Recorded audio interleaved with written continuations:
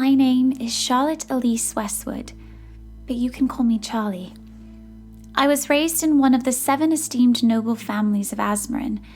I will admit I lived quite the privileged life growing up the only child of Rylan Westwood and Giselle Montecroy, but my parents were diligent in expanding my experiences beyond our manor.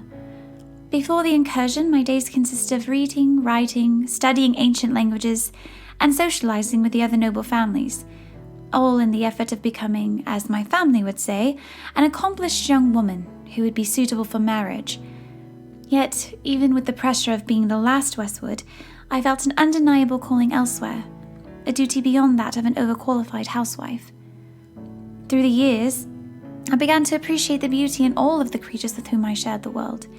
In an effort to honor the abundance of life around me, I took an oath of pacifism at a young age. Violence only begets violence, and I refused to take part in perpetuating that cycle. This oath came under test as my home was ravaged by other planar creatures, but I stand firm in my commitment to peace. Despite the terrors that any one individual is capable of, there is good to be found in every sentient life. It is a gift to see the potential in others, but it is an even greater gift to help them see it within themselves. Hello, welcome to my library, humble though it may be. My name is Tyrion Cariadis, and I'm pleased to make your acquaintance. My story? Well, I was born here in Azmarin, in the Scholars' Village. My father was a learned man of the arcane before he passed, and I found myself inspired to learn all that I could to follow in his footsteps. Magic has always fascinated me, and I endeavoured myself, as I do in most things, to be my utmost best at it. I devoted myself to the Temple of Ioun and all the knowledge contained therein. When not sleeping or tending to my other duties, I was sure to be found within the temple's wondrous library. I'd held more pages than could ever be read in a given lifetime, but that was a challenge I was willing to take on. I was excelling in my studies, and the future seemed open with potential. I had hope, I had possibilities, I had a plan, I still remember the smoke and the heat of the inferno. The Scholars' Village burned. We didn't know it at the time, but a devilish incursion was taking over the city. We did all within our power to rescue what books and knowledge we could, but we lost more than we ever dreamed. The temple burned along with the library. It's all gone now. My mother died in the fire as well. Had I known, In my anger and pain, I looked for a new purpose, a new path. I wanted revenge. So I joined the fledgling rebellion. Myself and my party of revolutionaries struck back against the devils. We felt unstoppable, like we were making a real difference. But one day we fell into an ambush. I was the only one to survive. I had so much. I have little now.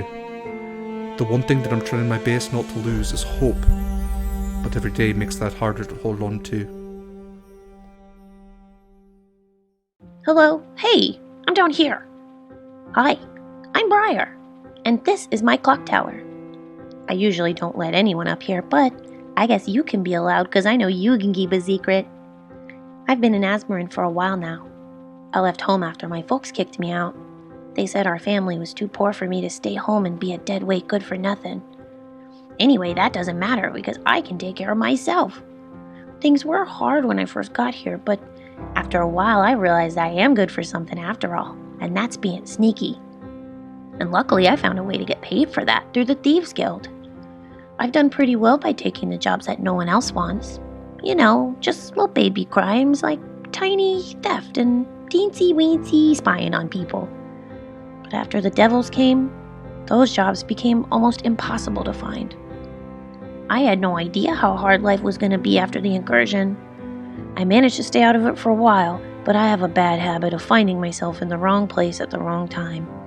And then one night everything changed. I was running for my life, as you do, and I found this lady who was dying. And then she shoved this into my hands. This is Najwa. Well, I call her that now, but at first I didn't know what to do with her. Books are usually very boring, but she's teaching me all kinds of new things. It's all mostly in pictures because I'm not a super good reader, but I'm gonna figure it out. Najwa's my best friend. So that's how I ended up joining the rebellion. It was all her idea. I wouldn't have bothered, but she gets so mopey when we don't do what she wants to do, and I would do anything to make her happy. She says we have a very important job to do together, so I'm just following her lead. Anyway, enough of that boring stuff. Time to eat. I would offer you some of this bread, but everyone knows that ghosts can't eat.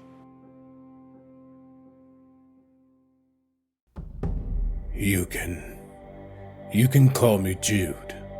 Jude Laurent if you really want to know.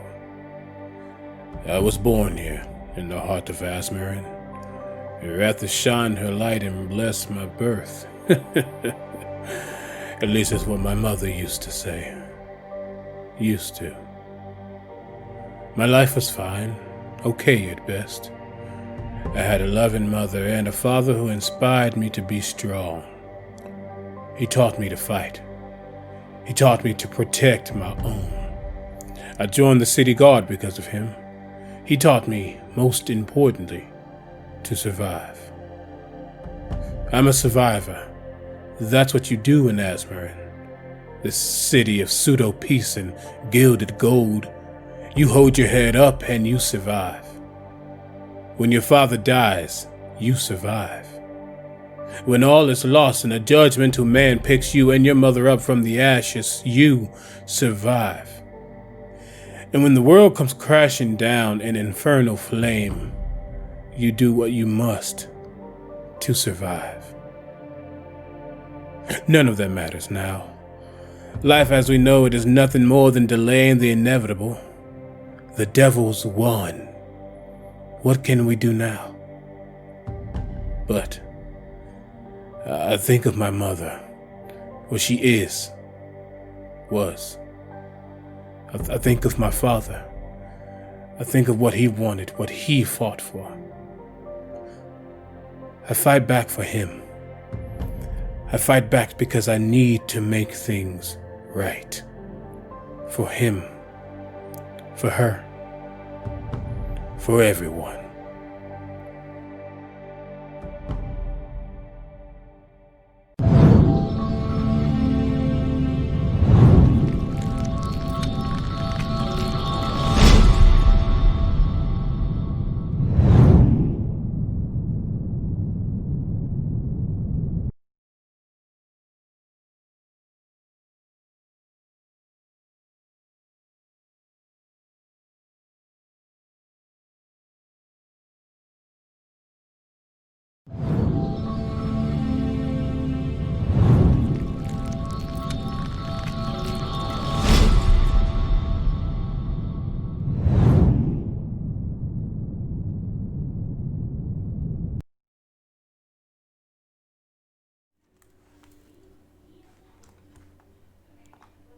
Welcome to the stream, which we are fully prepared for and not at all running behind or late in any form or fashion.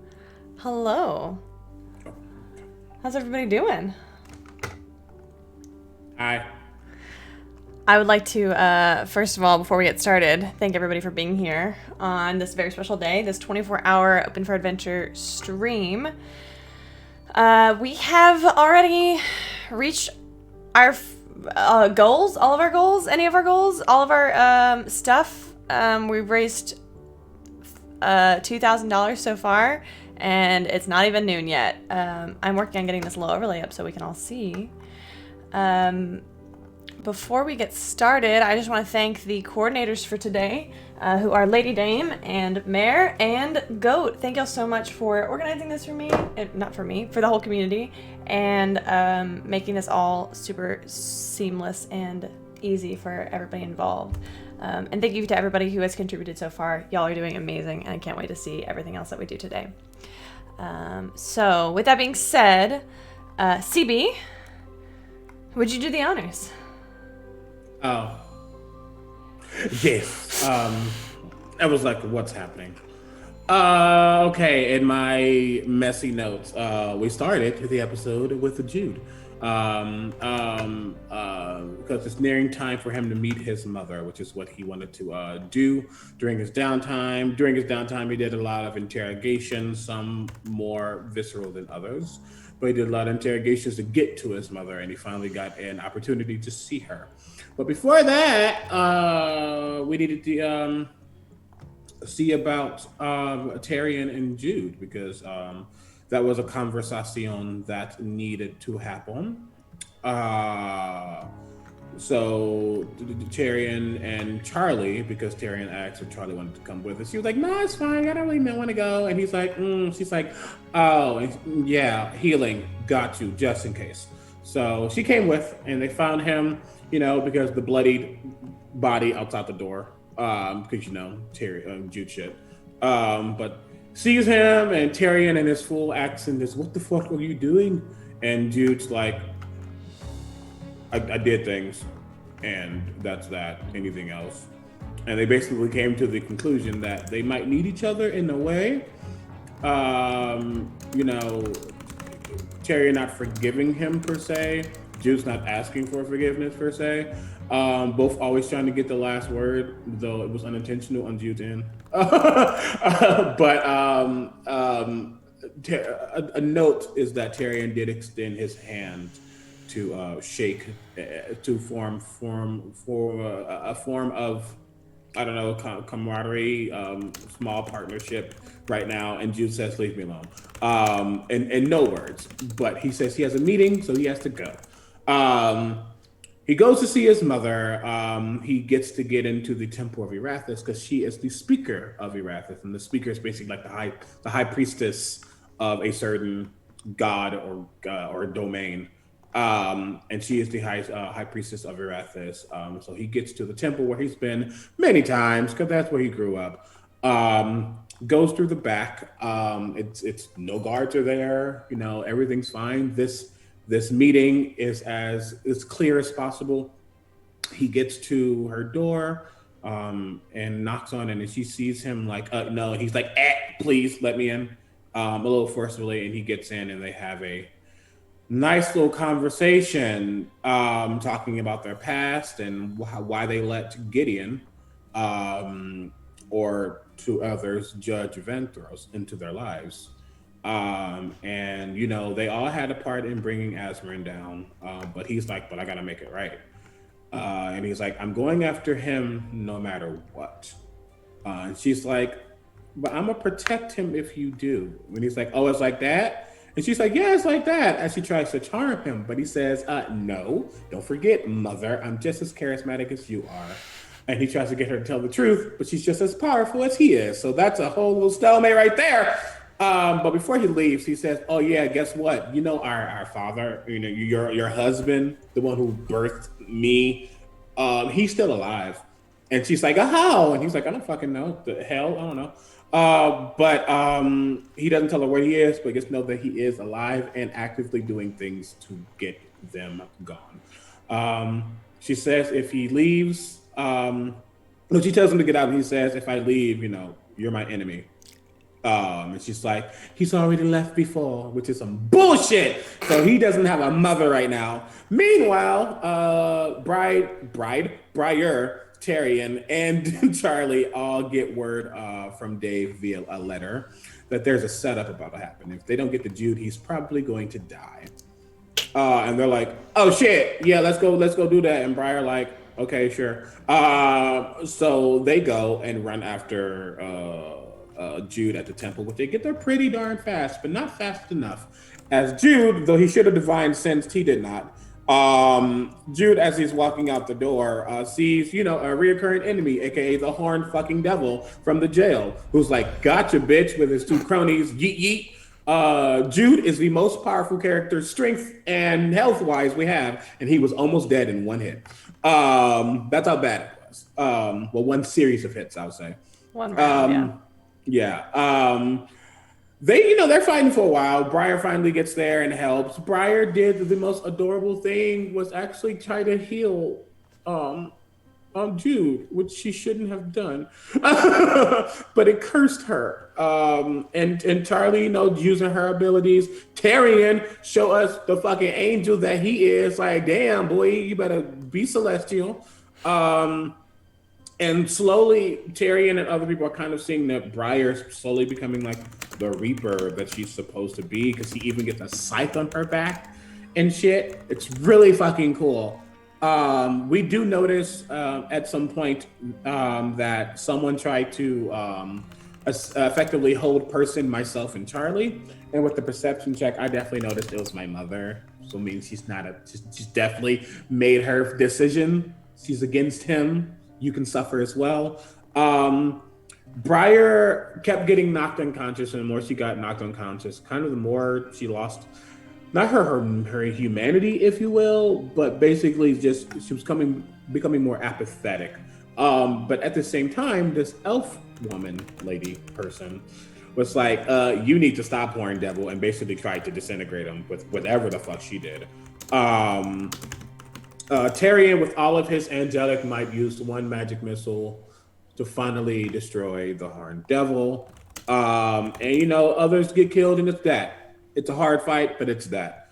We all get back to Briar's bell tower by means of Jude literally carrying her there, because she's like, "I've never been held before," and he's like, "You need to stop fucking dying." She's like, "But I can." He's like, "Whatever." And they get back, and Tyrion and Jude have another talk about, what the fuck has happened, thanking each other. And he tells them that his mother's made her choice, so he's on the side of resistance. He doesn't have any parents anymore, and Tyrion simply says, "Welcome to the No Parents Club." They probably all go to bed dying, crying, different word. Briar, Dying on the inside. Dying on the inside is actually. I did think that was part of the end. Yeah. Yeah. Briar does take Najwa up to the rooftop, with Charlie actually tailing her for once, asking who that elf woman was, which reveals herself to be Najwa, or Gabriella, which is her name. She tried to prevent the incursion from happening, but failed. They will never let Briar down, but they can't do everything. Briar has to be the one to do it, but there is a growing power within Briar, and she's going to show us what that is sooner or later. And that's where we left off. Exactly how I remember it. Jude, are you out of crits and advantages? I believe I have one advantage. Okay. That's it. The audience, the chat would like to know. I don't have many, so donate to Extra Life and give your boy, the paladin who can screw your shit up with one blow. Give me some advantages and crits, please. Thank you. All right. Tyrion, you don't have a crit, right? No crits. Okay. I could use some, please. Also, I love my what do they call them? Recaps too. Yes, they're very good.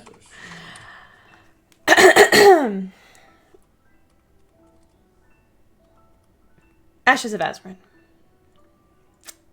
We begin the next morning. You have been summoned to the safe house. This is the Basilisk and the Bastille. Same place you've been going ever since your first safe house was compromised. You find in this room, actually, I lied. I'm pretty sure Tyrion had a request before we get started. So it'll be before you head out. Okay, so we're still in the bell tower? Actually, nope, never mind. We'll do that later. I know what's up, y'all. It's fine. Real good. Donate to Extra Life. I'm going to say that anytime I mess up now. So, you find yourselves in the Basilisk and the Bastille. This is the same conference room that you can see Briar's handwriting is still on chalkboard. Nobody has erased it. And you are in the room with Dave and the full party. As you walk in, you see that Dave has laid out maps of the city. And they are specifically very, very... Tyrion, make an intelligence check. Or a history check. That is 11 plus 6. Okay, 17. You would recognize them as very, very, very old maps of Azmarin. one of the original plans. Briar, make a perception check.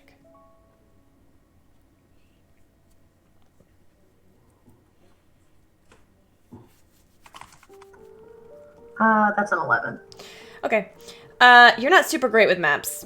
That's okay. But as you all make your way in here, Dave presents them, and Terry and you recognize them. Specifically, they are the maps of the sewers.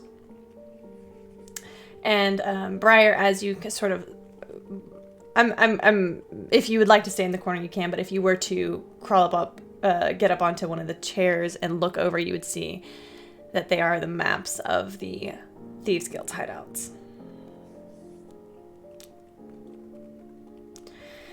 Dave has a large steaming cup of coffee that he sips on. Okay, I'm glad you're all here. We think that we've come up with a plan. Is everybody doing okay?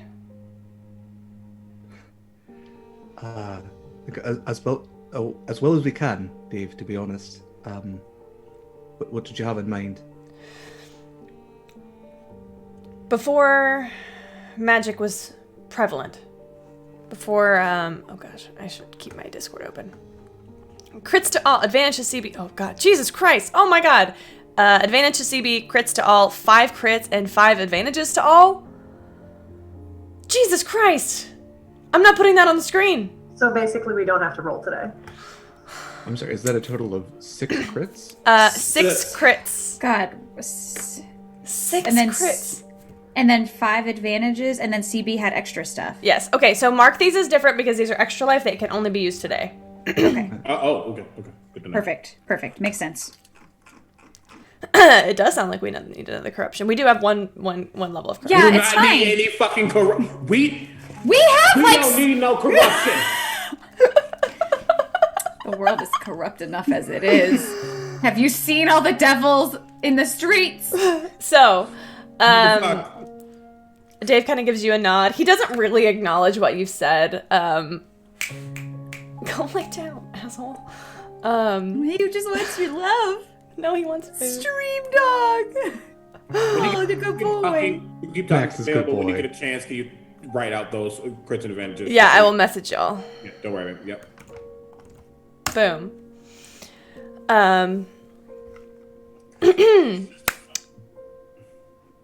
Jude, you also might recognize, as you all get close, you can see that this is definitely a map of the sewers, and it includes several spaces that are marked as Thieves Guild hideouts. Okay. Oh fuck! Yeah, I told you 5 each. 5 Yeah, each. it was a each. sizable. Yeah, I did not think it was 5 each. Okay. Yeah. it's fine. This is fine. Everything's great. Y'all are so generous today. no, You're killing 6 me. minutes. Goodness me. For the kids, everybody. That's 6 crits. Thank you. 6 advantages. It's for the kids. And I'm putting this in the, oh my gosh. We will use all of these. Trust and believe. It's extra life. We need it. Only 1 corruption bar. Neil, does that mean you also get 5 crits? I think I'll take them. I think I will. Okay. I feel like that kid that just raised his hand is like, are you going to collect the homework? You're that kid. Yeah. Yep. And Rock. unfortunately, you don't have the teacher that's like, yeah, I'm not collecting it. So, we are going to get back to the session, but people are being super generous and distracting me. Dave sits you all down and says, okay, with Andy's help, we were able to find some documentation. Wow, that was a work word that came out just now. I'm so sorry. We were able to find some old maps of the ancient aqueduct system. Back in the day before magic was very prevalent, we would pull water from the mountains up north. And not the White Cliffs, the ones north in the Delta. If you want to see that map, check out our Discord. Anyway, but once we had enough clerics who can create water, it became easier to have water within the city. which is good because around that time the aqueduct became corrupted. The water was fouled. They sent some teams. I have notes that they sent some teams down, but no one ever came back. Keep in mind, this was hundreds and hundreds of years ago. The only way in and out of the city that we can safely put you through, safely, use that term loosely, is through the aqueducts. However, to get to the aqueducts, you need to get through the Thieves Guild. I believe one of you has a connection there. It just turns to Briar. I don't know what you're talking about. Jude just looks down at Briar and like does like the soft like head tilt. I a little bit know what you're talking about, I guess. Mm-hmm. Briar, do you think you could get us into the Thieves Guild? Honestly, no, because you guys are all really bad at sneaking around and nobody has stolen anything except for me. You guys are not qualified. I learned that word from Tarian. We're near like a chalkboard, right? Okay. Yes. He'll just reach over and just like grab a piece of chalk and pocket it. I can steal things. Wow. Okay. I feel really guilty right now, but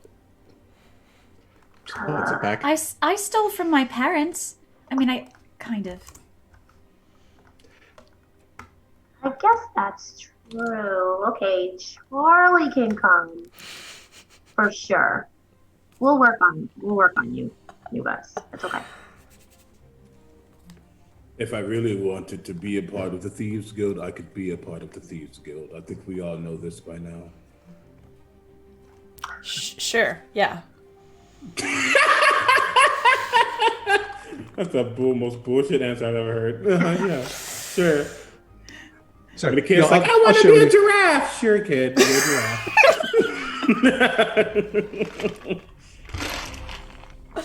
If you believe hard enough.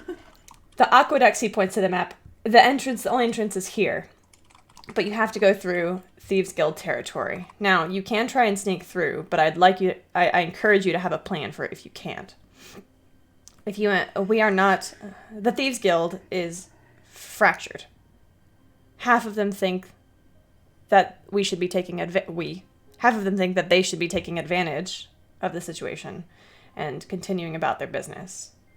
The other half think that, well, there's not much to steal if nobody has anything. That's my understanding. Might be a gross oversimplification. Well, that's basically it, yeah. Oh, okay. Thanks, Briar. So,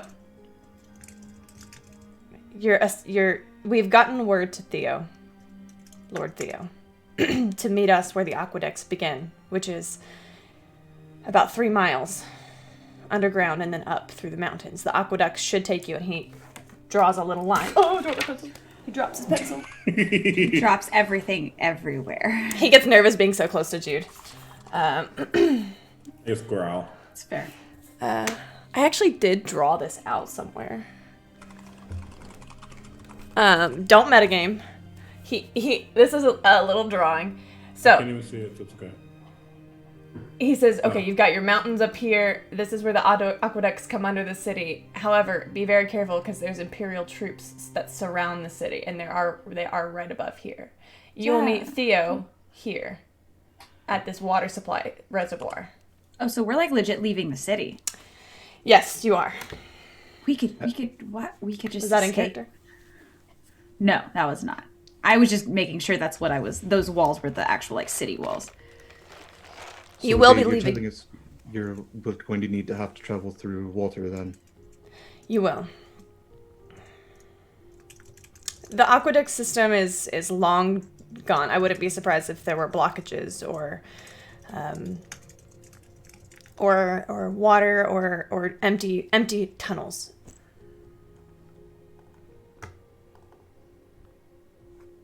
All right.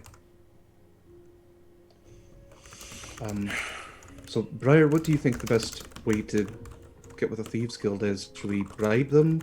Should we try diplomacy? Should we try sneaking through? Do you have friends there? You don't really make friends in the Thieves Guild. Well, we might be able to talk our way through. Maybe. Just don't say, Tyrion, don't say anything. Just look really like mean and scary. That's all you have to do. Oh, okay. Or Okay. Jude, how about you stand in front of Tyrion? That might be.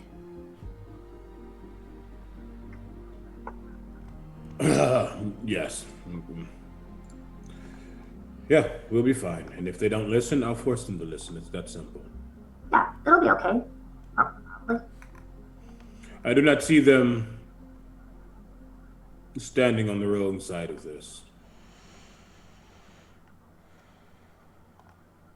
Even though I don't know your kind well, I do know that there's at least honor within themselves. Sure. Yeah. Kinda. I mean, we're only gonna find out if we just go ahead and go, so. I turn to Dave, and I when are we expected to head out? Immediately? That's your timeline. You make it on your own. That's not true. Hold on. I'm sorry, I'm dealing with the extra corruption. We have another bar. How fucking dare you? No. Ideally, it should take you no longer than a day to get through. We will ask you when you are ready to head out, and then we will let Theo know. What time is it right now? As we're talking to Dave. You tell me.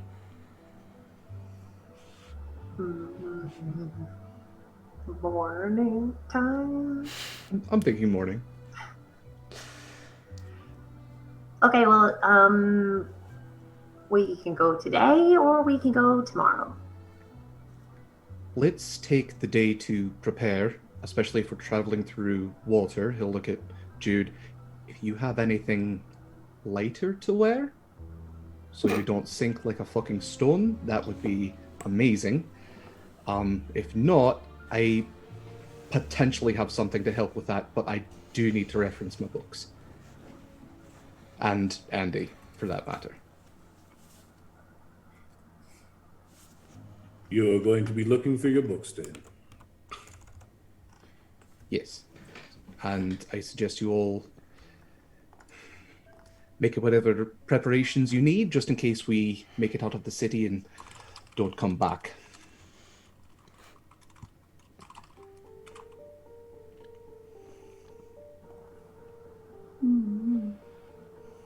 Agreed.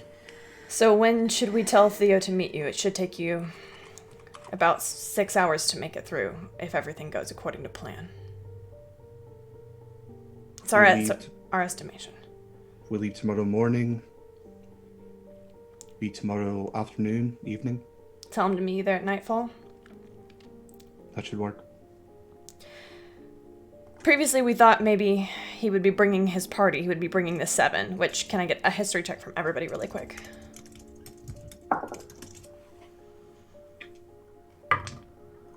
Oof.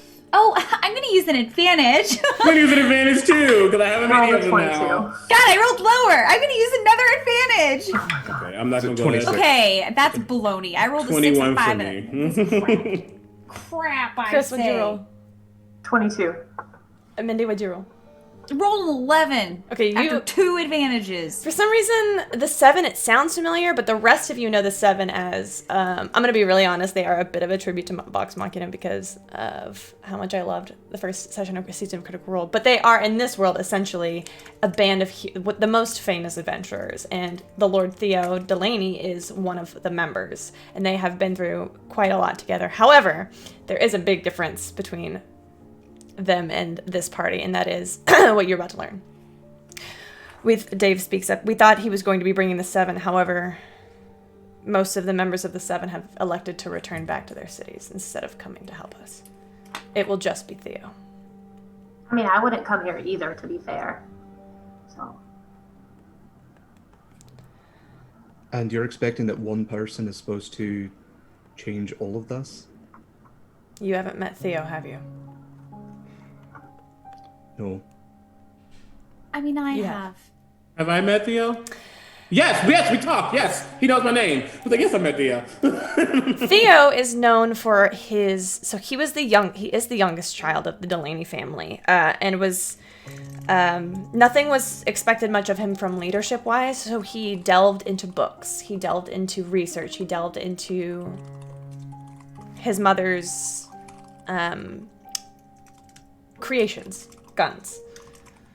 He is the only current person who y'all would have access to who could make guns, who has the blueprints, who can make firearms. We believe that if we bring Theo in, not only can he aid us in creating weapons, but it'll be a morale boost, having a Delaney outside of the castle.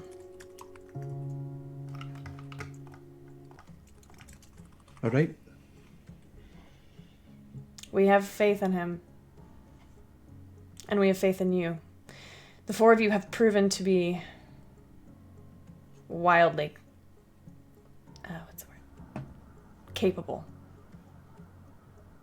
Not gonna lie, I wasn't expecting this much from you all. Turns out some of you are tougher than you look. He looks at you, Tyrion. I think we all surprised ourselves just a little bit.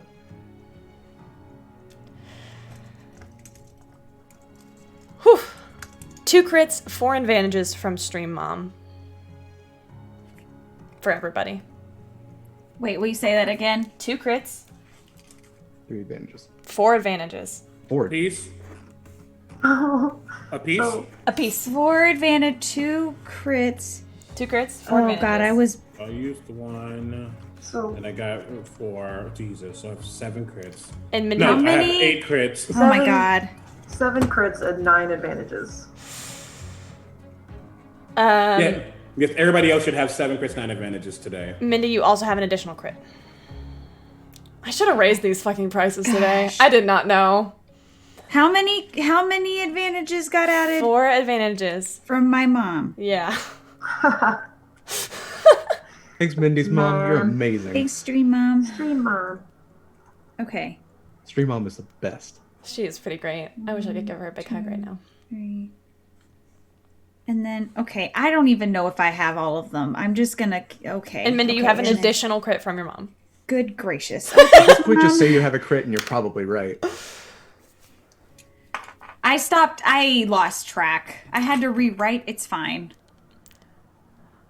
So, we will tell Theo nightfall tomorrow. Make your preparations.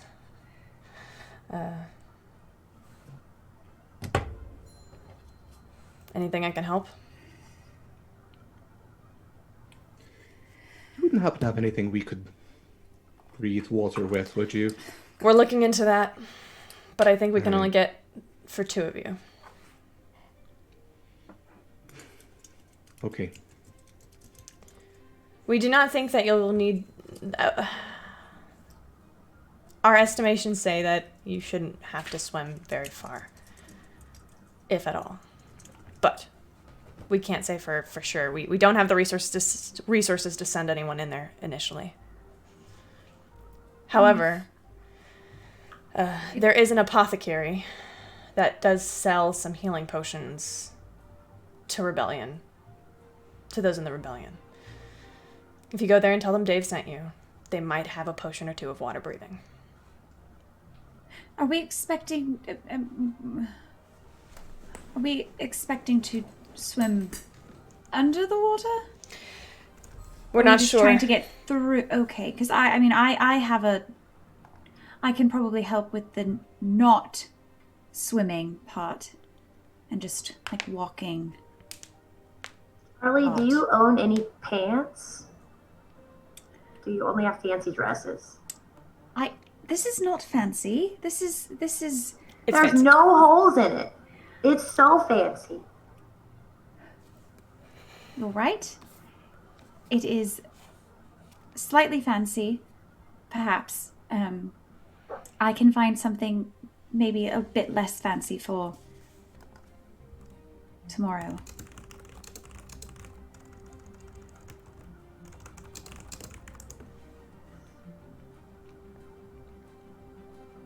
But as I said, I don't know if we anticipate needing to swim other than to traverse, but I do have because we're not leaving until tomorrow, I might be able to assist in that regard, I think. Let me double check the spell situation before I make claims that are Very not well. true.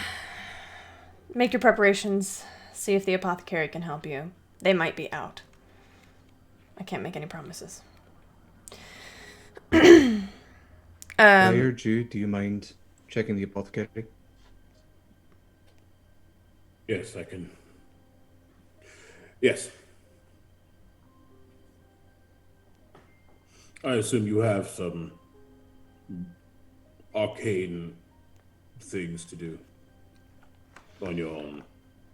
I was going to look into trying to find a way for us to breathe water.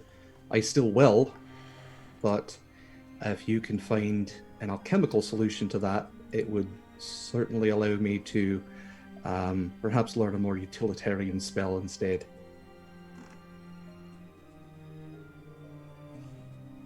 Sounds good. Okay, so are we going to meet here in the morning, or what's the deal? Dave, where is the entrance to the aqueduct as far as in the city? The entrance to the aqueduct is in the sewers. The best entrance to the sewers for this is going to be in Charger's Farthing. Okay. Is that near where I live? That's where You I live, live- right? yeah. Okay. So, Briar, we can meet at your place if that's all right. Yeah, that's fine with me. All right. I have to go Briar, run an errand, so I'm gonna go and I'll dip out. Briar, what did you pick this morning? Oh yeah, I forgot about my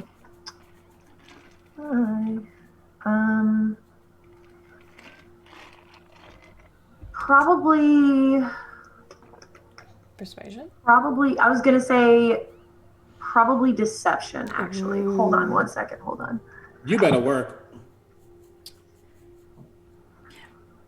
Go ahead, Mindy. I can do the helping if So- we don't have to swim part.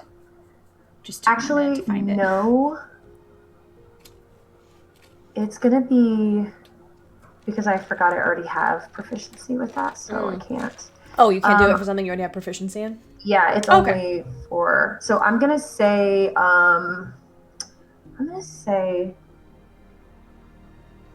Maybe athletics? I really want. Bowhand's my favorite. I'm gonna go with intimidation Bowhand. again. Okay. Can you describe Bowhand for us again? Yes. So Bohan is this enormous Goliath individual who is missing the majority of his left arm, covered in tribal tattoos. Goliath, right? Yes, always frowning the way I like it. You sense him sort of in the morning and pull him closer to you. That is such a cool ability. Oh my god. Okay. I'm assuming Tyrion and Charlie are going back to Tyrion's place. Yes. And dinner's at 7 for sorry, you if you want to. What were you saying there, Derek? Sorry? I was just saying that dinner's at 7. You all are welcome. He doesn't respond, but who knows if he'll show up or not. I would just say before we leave and he heads off to the pop-up of the apocalypse, he will wait until the others step away, and he'll go over to Dave and say,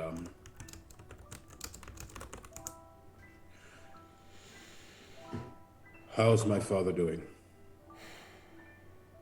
Dave just kind of breathes a heavy sigh. Hellbreaker is the same as he always is. Aloof. Steady.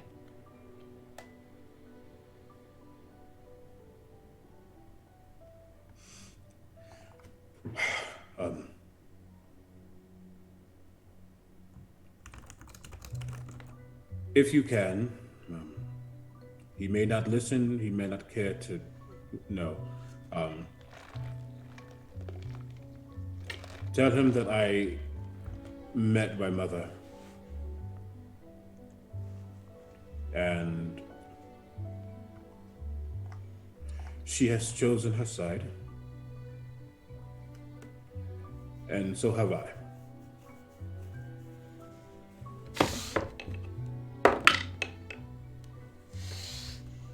He gives you a slow nod. I understand. We're glad to have you. He does that awkward thing when he doesn't know what to say next, and then just, okay. Steps away. Head off to the apothecary. Apocalypse. I can't say it right now. Apothecary? Yeah. They make potions for the end of the world. The apocalypticary. Blah, blah, blah, blah. I'm going to go ahead and switch to Tyrion and Charlie as you two head back to your place, to Tyrion's place. Yeah, I think Tyrion holds out his arm for Charlie to take as they walk. Take it. Charlie, I just wanted to let you know I have a bit of surprise for you when we get back. I do need an hour to prep it. So if you could just, I don't know, I'll be in the cellar for a bit. But I do need to concentrate on it. That's all. So you're telling me I shouldn't come in and distract you? It is a surprise. Well, is it a surprise? You've already told me about it. It's a surprise because you don't know what it is. So a surprise, but not okay. I am finding I am surprisingly bad at this, and that is not a surprise. I'm sure I can find something to occupy my time while I wait for this surprise. All right.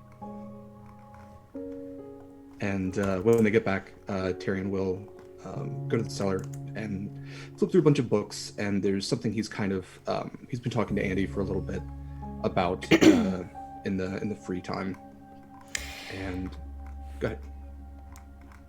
Tyrion, you head downstairs into the cellar, and Charlie, you hear a knock at the door. I will go see who it is. I'm not opening the door. Can I look and see? How are you looking? I don't know. Is there a window or a peephole or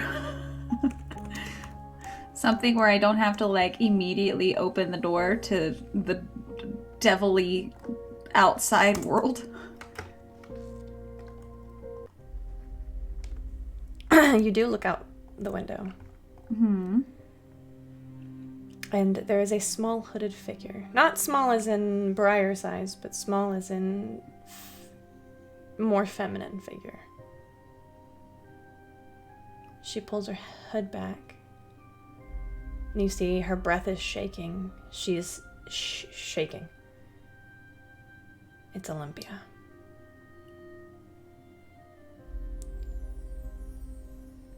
Well, open the door. Please open the door. That's a bad idea. I open the door. You see her. Would you describe Olympia for us? So I don't know what the Delaney. Oh yeah, she's a Delaney. She's a Delaney. They typically have so lighter hair and lighter eyes. Oh, see, I'm glad you said something. I was gonna go the other direction. So Olympia, not Ophelia, which is what I always want to call her, is a little under average height.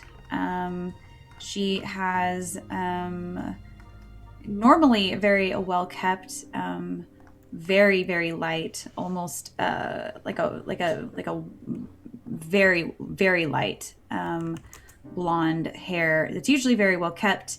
Probably kind of similar in style to Charlie's. It is probably, I'm guessing, a bit more disheveled. You see, she is wearing clothes that look like she's been wearing them for months. There's a smell of decay as you open the door. She has the sleeves of her dress are ripped from here down. Her arms are bloody. In fact, her right arm is she's cradling it. It is broken. Oh.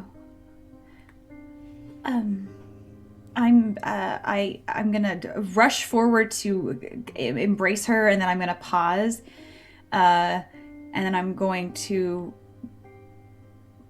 gently bring her in for a hug, and I'll cast Cure Wounds. Okay. At whatever high level I have. What level? These days, 4th level. Give me that healing. Ooh, 20. Ooh, okay. 32 points of healing. You watch as her arm slowly reforms back into its place. It is still bloodied and still there are deep scars from manacles, but she looks at you and she starts to cry. No, it's okay. You're safe. How did... I'm gonna gently try to put her hood back up, because she should not be seen anywhere ever. I assume that you pulled her inside. Oh, yeah. Now, well, as soon as I will now, yes. Yeah. There was a man with wings. He rescued me. He told me to come here. Who? What did he look like? Tall, dark hair, dark eyes. He said we have to leave the city, you and me. Where is he?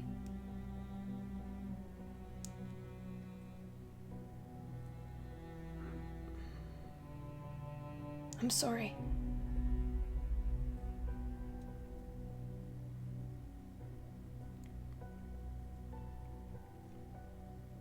No, there's nothing to be sorry for. Come sit down.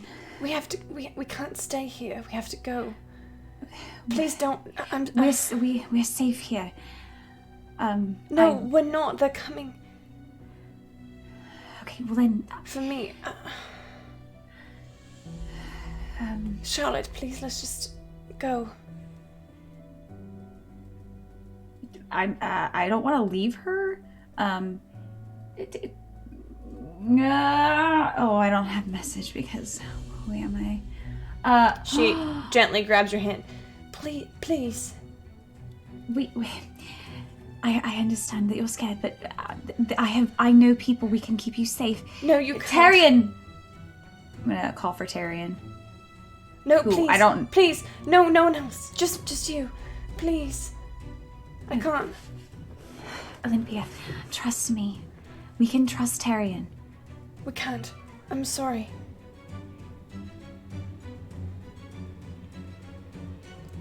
You don't know him. Does Tyrion hear that? Okay. How about this? We have a plan, and we have a way to get out. So let's just stay here for the night, and we'll do this tomorrow. You look like you need some... I can't stay here. You are safe here. I'm sorry, I can't stay here with him. She goes to leave. No, Olympia. Why? She'll open the door and start to pull you. Olympia. I'm gonna try to pull her back in. Make a strength check. Auto crit. For... What's the total? 20! With... hold on. Don't mind me just burning one of my 10 She crits. never used auto crit that fast. She said, fuck that. I mean, my modifier's garbage anyway, so... This woman is smaller than you, and so she shouldn't be as strong as she is. But she pulls you out of the door, out of the threshold, and slams it behind you.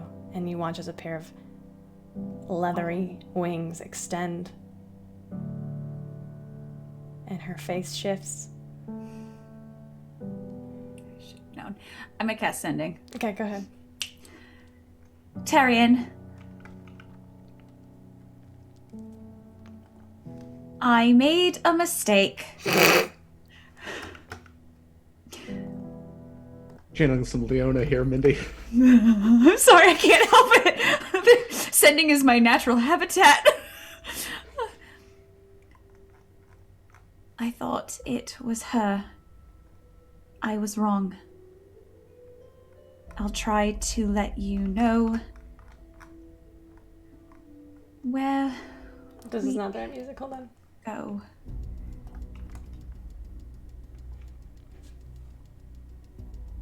Be safe. No. And Tyrion will, as quickly as he can, burst through the cellar and the front door and see if he can catch him. I need y'all to roll initiative.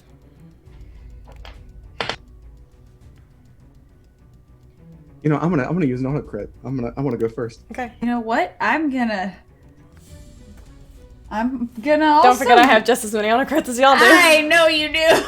I'm gonna use an... No, because advantages I actually use. I'm gonna use a crit, because, like, what else am I gonna use crits for? Okay. What's Not the to total? hit anything. 21. Tyrion? That'd be 22. Are you going to struggle, Charlie? Yeah! Okay, good to know. Especially when I realize this is not... And I should have, like... I think it's one of those things where Mindy knew it was probably not Olympia. And I think there's a small part of Charlie that also knew she should have been more cautious. Like, also, like, it... But, like, look, it was Olympia. Camille, how far into between Tyrion being in the cellar to Olympia coming in? Maybe 20 minutes. Okay, but then wait a second. Where's Nakir? How did this person know about... I have so many questions. Okay. All right, they're going to go first. This creature that's begins to really morph rude. in front of you from this small girl into this large, scaled, almost dragonoid creature with massive green wings and these impossibly large claws. And as you start to struggle, you hear it say, do you speak Draconic? I don't think I do, actually. No. It's not anything of importance. It's a swear word in Draconic. Oh. And it is going to mutter, it's a Draconic Infernal mix, and in common it says, they wanted you dead or alive. Oh, that's rude. Charlie. Come at me. I got tons of hit points. Do you? Yeah, I have so many. What's your AC? Many. 14. As these claws rip and rend into you, I need you to make 3 successive Constitution saving throws. Ooh! 17, 19. Ooh, I'm going to use an advantage. I'm going to use another advantage. Okay, you know what? Screw it. 14. Okay. So 17, 19, 14. What's that? So first, these 3 attacks are going to hit you.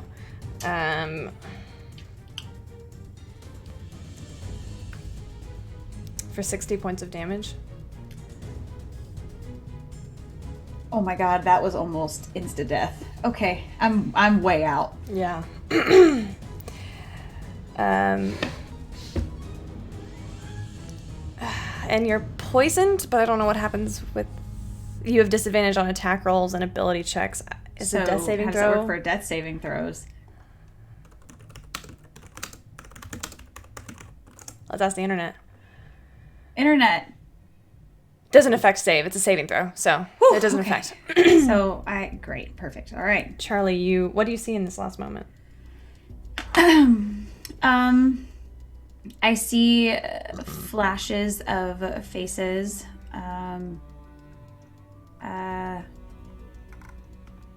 I just sent. I think I would imagine that after sending a message to Tyrion, my next thought before, obviously I didn't get the message off, but my next thought would have been to get in touch with probably Briar, because I know Briar can navigate quickly to get here. So I'm definitely, but I think there's like this moment of Jude, Briar, and then it doesn't matter anymore. Yeah. But I think I see their faces, and as I like start to kind of like drift out of consciousness, I think I try to scan through this little interaction and see where I missed that it wasn't her. Yeah. And then I'm like, oh yeah, okay. Tyrion, you are up next. As you run into the door, you see the door is slightly ajar, and as you open it, you see this Abishai has jammed its gore trigger, jammed its claw into Charlie's chest and has its hands around her heart. All right. What do you do? So it's in contact with Charlie. Yes. Shit. Okay. Okay.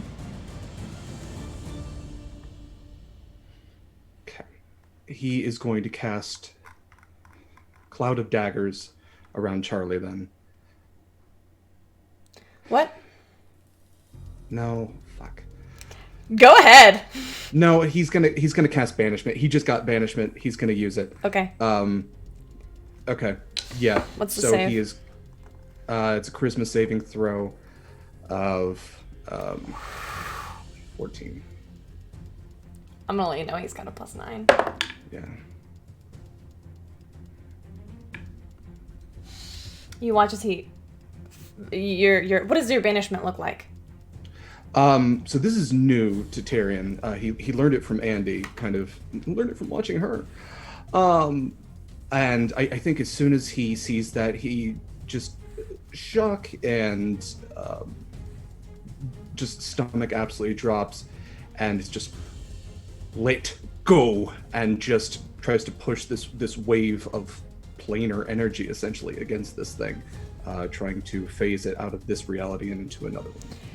You watch as this green Abishai, with its hand around Charlie's heart, flicker for a brief second, and then he gives you this nasty snarl and squeezes Charlie's heart, and then vanishes from existence. He's banished. Rolled a natural 1. I'm still here, right? You are. Please make a death saving throw. I was gonna use a crit. I don't even need one. That's a nat 20. Okay. I'm pretty sure you're still poisoned. Sure. Which is fine. Here we are. Tyrion, Charlie is essentially sort of bleeding out in front of you. As soon as the Abishai goes, you watch her fall, clutching the parts of her that are falling apart. He goes to catch her, and picks her up, carries her inside. Arcane lock still on the door, and takes her to the bed. He's screaming for Andy, Andromeda, and he's trying to see if anybody has healing or anything. He's rifling through his drawers to see if he has healing potions. Andy doesn't have healing. Annie doesn't have healing. So, I'm sorry. I can't help her. I don't know what to do. I'm so sorry. Oh my god. Is she okay? She's fine. She's still breathing. She's not. No. Charlotte, can you heal? Charlotte, can you hear me? He's going to try to do a medicine check and just see if he can stifle the bleeding. Charlie, make a wisdom saving throw. My dice hate me. I'm just gonna use an auto crit for this. I got a ton. Oh, I don't know why I crossed one of mine off. Oops. I mean, if you want to give me one of yours, that would be great. 28. Okay. For a moment, all you can see is is Olympia's face in your mind, and you don't hear Tyrion at first, and then you were able to push through and push away those thoughts, and you see Tyrion. Tyrion, make a medicine check. He's going to try to make a medicine check, but what he's actually going to do is use his Azmarin lay on hands. Okay. And so he's kind of just holding her as trying to hold the bleeding, holding her head, and just like his hands start to glow and he channels in all that he has, which I think is only like 7 hit points, but it's all that he has. Charlie, no. I'm back. Darian. You're okay? Can I bring a shaky hand? I think my hand goes to my stomach, like to my abdomen. And I imagine I feel, if nothing else, I feel blood. Can I, I'm an adult. Why won't my computer, I can't scroll. I just want to cast Cure Wounds on myself. That's all I want to do.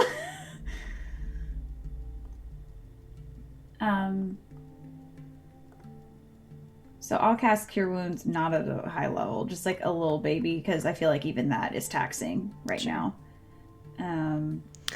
We will actually shift over to Briar. Briar, where are you going? I am going to see. I don't think I have a name written down. I'm going to see. I think it was another gnome, if I'm not mistaken, who is basically not the boss of the Thieves Guild, but like someone that has some semblance of influence. Yeah. So What's her that's name? where I'm headed.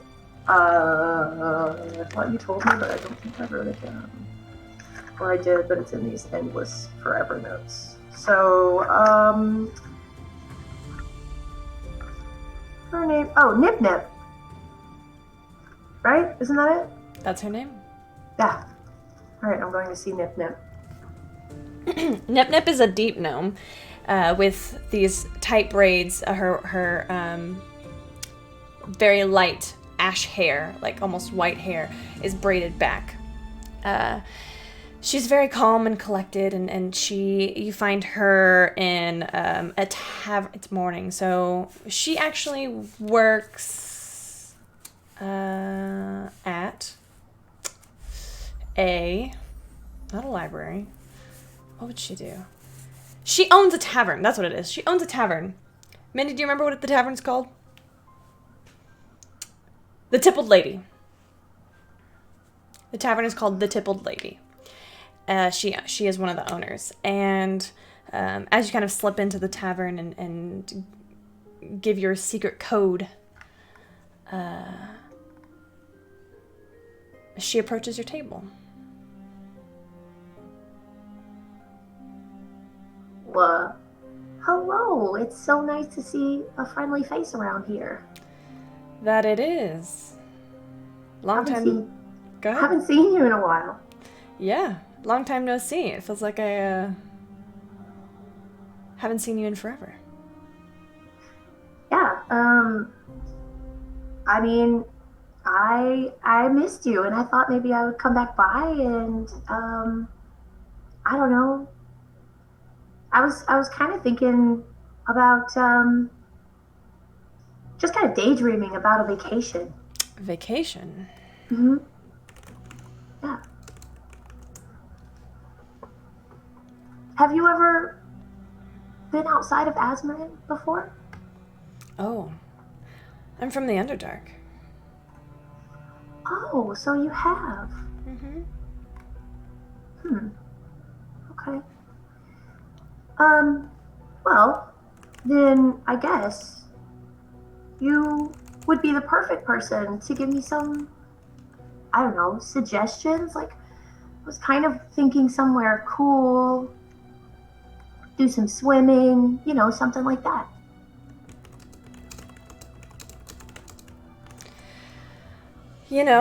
Hold on. Okay. You need some something to wear? Like a swimsuit?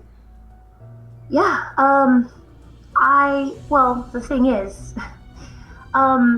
since the last time I saw you, I've started a family. I have 3 babies.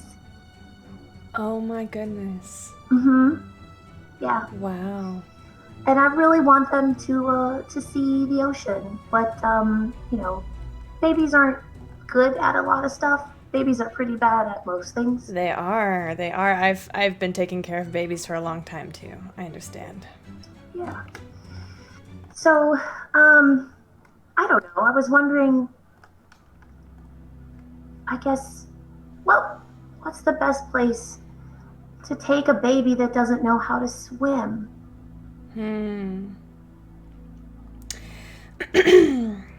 Well, a lake would be good. A lake would be good. But I've heard that sometimes there's dangerous things in lakes, like things that might sneak up on you. Yeah, you've got to watch out for snakes.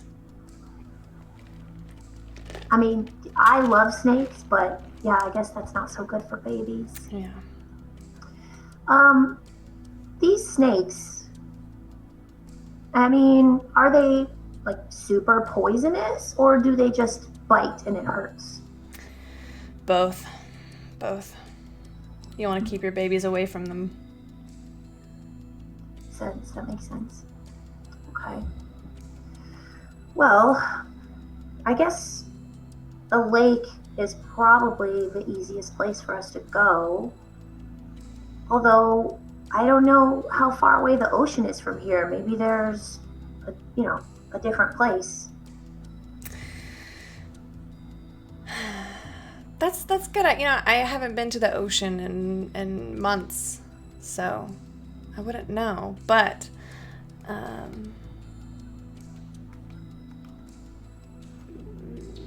make a persuasion check. Okay. You know what? I forgot I have like 4,000 crits, so I'm just gonna crit, and that's a 26. Yeah. Briar, it's been so long since I've seen you, and I've missed it. Perhaps I could take you. Are you a good swimmer? I am. Oh man. I mean, I could always use an extra hand. You know how it is with 3 babies. I do, especially the big ones. They're the worst. Okay, well, I mean, I don't know what you have going on today, but maybe I could swing back by and pick you up on the way to go swimming. That'll work. How do you feel about swimming in the morning? In the morning? Or do you think I wonder if there's less snakes in the daytime. I hear that There will be less snakes in the morning, yes. Yeah. Yeah. Okay. Great. Well, do you have proper attire? Yeah, you can swim in basically anything if you know what you're doing. Just checking. But let me think on that. I might need like water wings for the babies or something. Perfect. Okay. Do you want something to drink? Yeah, absolutely. Whatever you've got. I've got to get back in if I'm gonna have somebody cover my shift tomorrow, but it's good seeing you. Yeah, absolutely. I'm around, so anytime you feel like getting together, just give me a shout. I'll see you tomorrow. Definitely. Can't wait to meet the babies. I will leave all of the gold that I have on the table, and I will leave, which is 24 gold.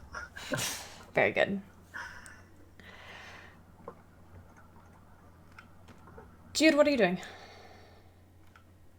Right. No. I'm heading to the apothecary, Okay. where I believe they would be. Yeah. You know where it is. It's a very small shack. It's maybe 20 square feet total, with about 5, maybe 10 square feet of standing room. They sell herbs and poultices and very non-magical stuff, like herbalism. The person who runs it's an herbalist. You walk in and you see an older elf. He is has like, you know, sort of dark hair, long, impossibly pointed ears. You might recognize him as a high elf. Oh, hello. How can I help you today? I need some things I cannot get on my own. I see. Such as?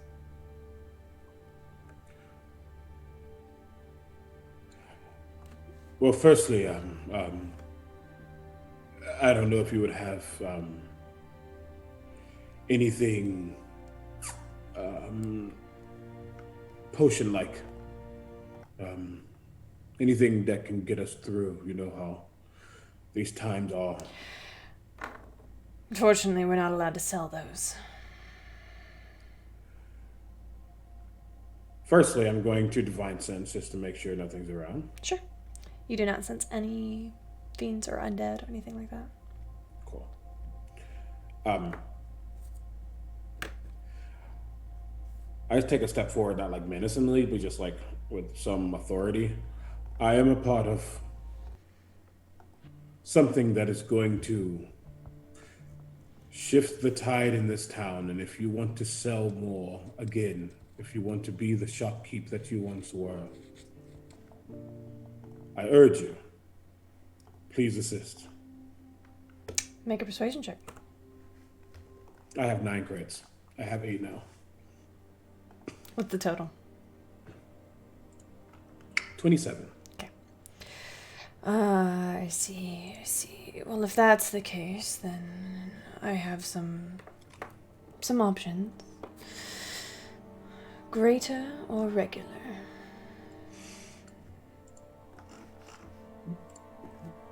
The question is price point.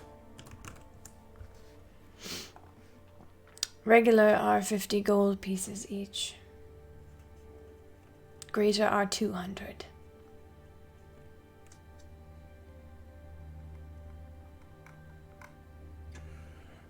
Before I buy those, I would also, this may be less potion-y, more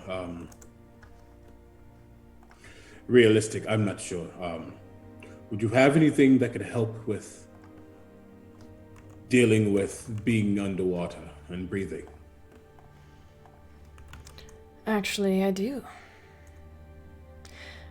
I have a cap of water breathing for 1,000 gold pieces. I have a potion of water breathing, 2 of them, for 100 gold pieces each.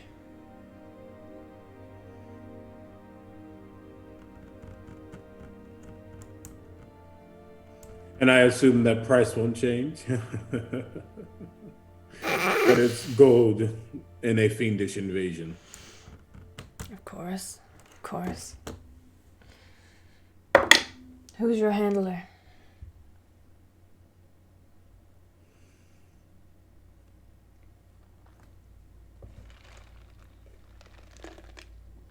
Out of character. Handler as in The person would who- he I know, Yeah. but would he know would I believe this person is just asking who I'm connected to, or do I believe he might know more than he's leading on? Why don't like specifically asking for a handler, and he didn't talk about the rebellion? I'm just curious now. Why don't you roll an insight check? I'll use an advantage. It's because I have so many. I'm gonna use another advantage because I have so many. I'm gonna use another advantage because I have so many. Last one I'm using. There's 3. Last one I'm using. I'm keeping. That's a 7. Okay. He I did seems. not roll over at 6 on the die. Throw that die away. He seems like he is earnest and honest. He wants to know who you're connected to. I think they used 3 of the advantages before. They used 3 or 4. I think you used They used 3. 3. I used 3. Out of respect of them and their privacy, I would not give a name, but someone who is very well connected to the rebellion. I cannot risk their safety.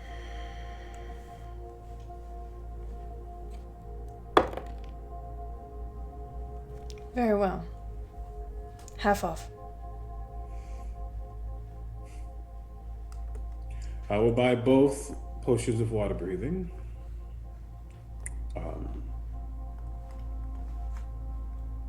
You said how many potions? How many smaller potions did he have? He didn't say how many he had. He has 4 though. And he said how much were they at first? They are originally 50, and then he is bringing them down to 25. 25. Okay.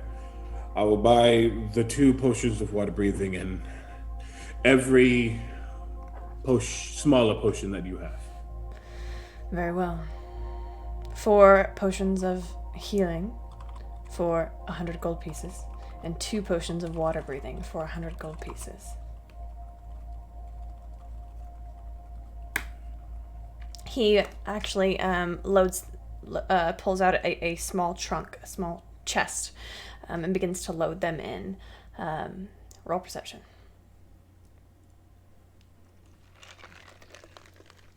I'm using a crit. Not a crit. I'm using an advantage. Okay. Natural 20! First 21. He puts an additional potion in there. Oh, he's so cute! It's a greater healing potion. Oh, he's so cute! Could somebody clip that for me? Once receiving. Cool. And once he does that, and he looks in and notices I will hand him 225 pieces of gold. Your patronage is greatly appreciated. I kind of drop the hardened authority mode for a second, and I say, "You don't know why I'm doing this, but I want to apologize. But I promise that the city will be back to what it once was." Roll persuasion. Don't know why I'm doing it, but I'm going to do it. Okay,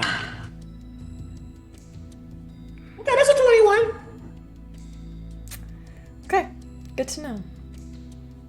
He sits there quietly for a moment, in contemplation. You imagine elves are a little strange, and especially the older ones. Mm-hmm. He closes the lid of the chest and slides it to you. Very well. Good luck. You as well. I will take the chest, breathe a sigh of relief, and I will probably, honestly, what would I do? You mentioned dinner. What time was this? Was the morning? Yeah. So you could run your own errands and then meet up for dinner. Yeah, I'll run some errands. I might go back Get some groceries. Get some groceries. I need my Brussels sprouts. But I'll probably I'll go back to the rebellion place and just go over the map again and just make sure I understand for a bit, and then do my own thing, and then head over to the Tarian's place for Din. Okay. Or is it what's the middle of brunch and dinner? Brenner. Lunch? Blunt. Dunch. The meal might be a little delayed. We've had a day. Briar, are you going to be joining them for dinner or not? Yes, so. Yeah. Then before we go to the break, we will head back to Tyrion and Charlie. Charlie, I need you to make one more Constitution saving throw.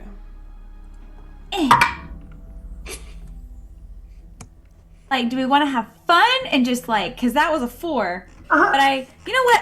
Hold on. How many? I'm running out of advantages. I'm gonna use an advantage. What's a 14? I think a 14. You do not feel as though you can breathe. Not fully. Who needs to breathe? As you have sort of healed yourself and the wounds have closed, it feels as though your lungs are not at full capacity.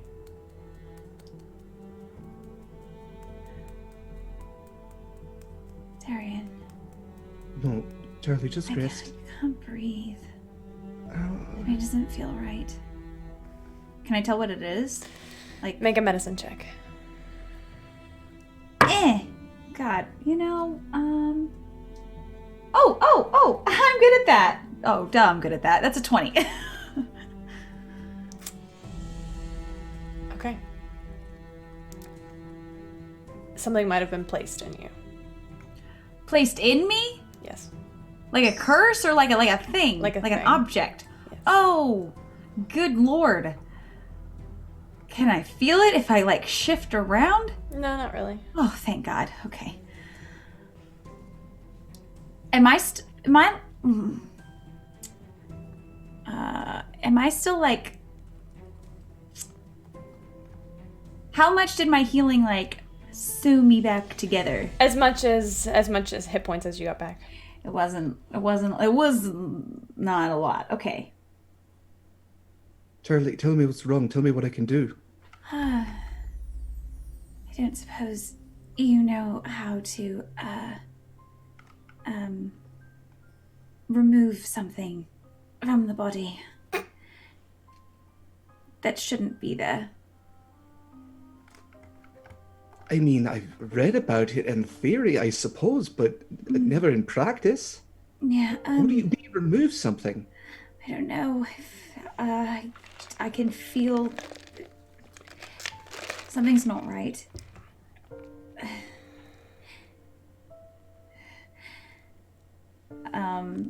As I'm breathing, can I get an idea of where it might be? Because I imagine it's at least somewhere near the lungs. If I'm between the having heart trouble and the breathing. lungs, essentially. Okay, so right side. Okay. Could Left I side. cast Detect Magic and see if I can... Okay. There is something there. Okay. It is spell related? It's definitely magical. What's the one that does harm? Evocation? Yeah, evocation is like elemental damage, yeah. I just tweeted this. Evocation is like, Because they can all kind of do harm. But evocation, I think, is like the element. Evocation is like fire and wind. Which and is then, the more... yeah. It's evocation. Typically, yeah. Okay. Because, yeah, technically... Evocation like, or with some sort of maybe divination? Okay. I'm going to try something.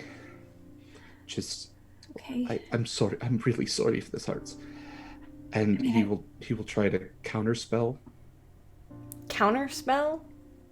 If it's spell related? Sure. It does Okay. not feel like it is a spell that has been cast on her. Okay. This is fine. You can try. You try. Of course you can try. Okay. Yeah, I mean he'll cast it and he'll Okay. use not a crit. An autocrit? Yeah.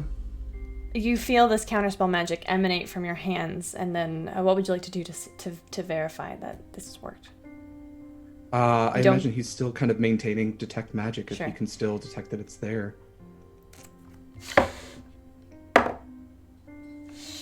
It's grown stronger. And that's where we'll take our quick break. It's fine. We're just going to have like an open surgery when we get back. We'll be right back. Everybody hydrate. I'm sorry that I don't have the break stuff, but we will run our ad break if it works. All right, friends. Giveaway after the break. Thank you, Dax. Thank you, Lady Dame. We'll be right back. Donate. Oh baby, I love your madness. It's so. Oh baby, I love your madness. It's. Welcome to our Patreon. Here on Open for Adventure, we are making high-quality Dungeons & Dragons content, folks. We have a great big world to share with you, and by becoming a patron, you can help us explore and expand upon this adventure. With your support, we can invest in more amazing artwork, better mics, fancy cameras, and overall stream quality. Not to mention, help us get some amazing new merch that we can use for giveaways. What do you get by becoming a patron? I'm so glad you asked. Let's take a look at the different levels and give you a sneak peek at what you can get at each tier. Did you know that the family of the First Lord Theo, the leader of the rebellion against the Empire, actually invented firearms nearly 25 years prior to the current campaign? The designs for this high-tech weapon are the Delaney family's best-kept secret. Also, they were originally invented by the late First Lady Victoria, Theo's mother. Access to lore leaks like this is what you can expect from the first tier, written in blog-style posts after each weekly session. Ever wondered what goes on off-camera? The next 3 tiers give you exactly that. With Stolen Moments, you can get access to text-based roleplay moments, highlighting experiences that don't make it onto the stream, like Leona's training session with Ray and Azmarin. Stolen Moments Plus gives you access to roleplay moments featuring our guests, non-player characters, and historical figures, featuring the likes of Marshall, Annalena, and even the Empress herself. And Roleplay Addiction takes us to a whole other level. This tier gives you exclusive 30-minute videos of canon interactions not otherwise seen on stream, like late-night drunken interactions between paladins or tender moments featuring your favorite character ships. The Warm Fuzzies is super simple. It's everything I've listed so far, and also you get your name on stream after our weekly regular sessions. Every session. And our Undying Love.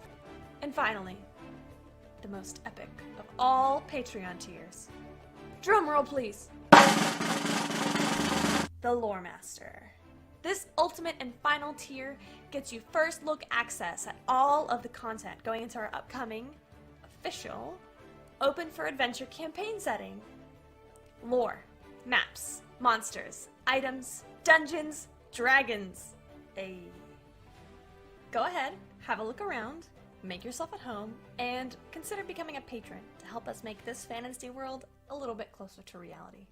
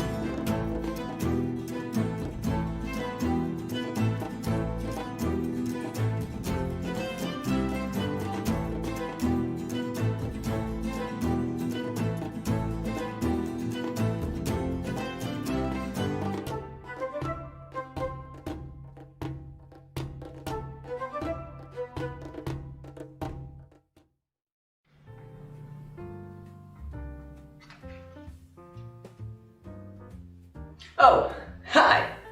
My name is Express Love. I'm the Sanmarian god of coffee. Did you know that in Sanmaria, every cup of coffee is made with found familiar coffee beans? That's canon.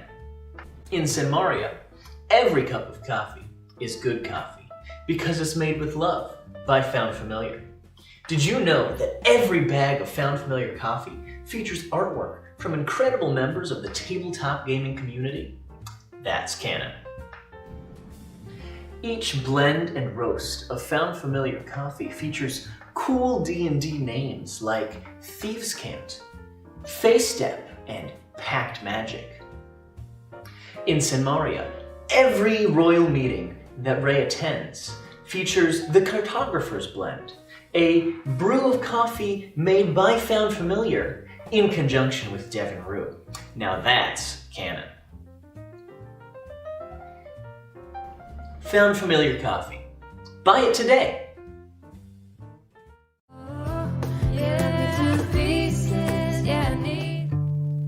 Oh baby, I love your madness.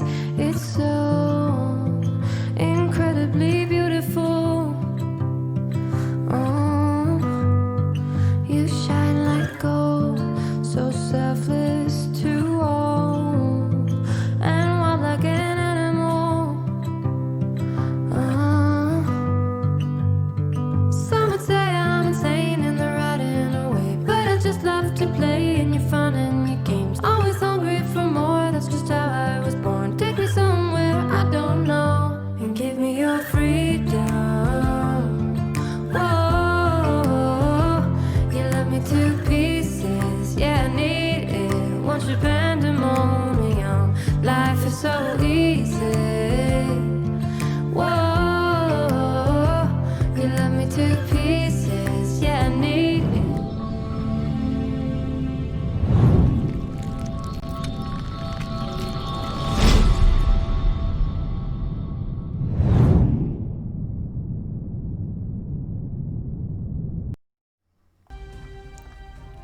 Welcome back. How is everybody doing? We're all scared right now. I'm not gonna lie, I was expecting to come back and never mind. It's fine. Everything's great. I'm not upset. I'm fine. I'm good now. I had a momentary panic, but it's fine. I got to open some stuff. Why? Raising money for kids, y'all. Uh-huh. Welcome back. Uh-huh. Oh, y'all, we're so close to meeting our next goal, though. I know we are. I know. Tyrion. Charlie. Mm-hmm.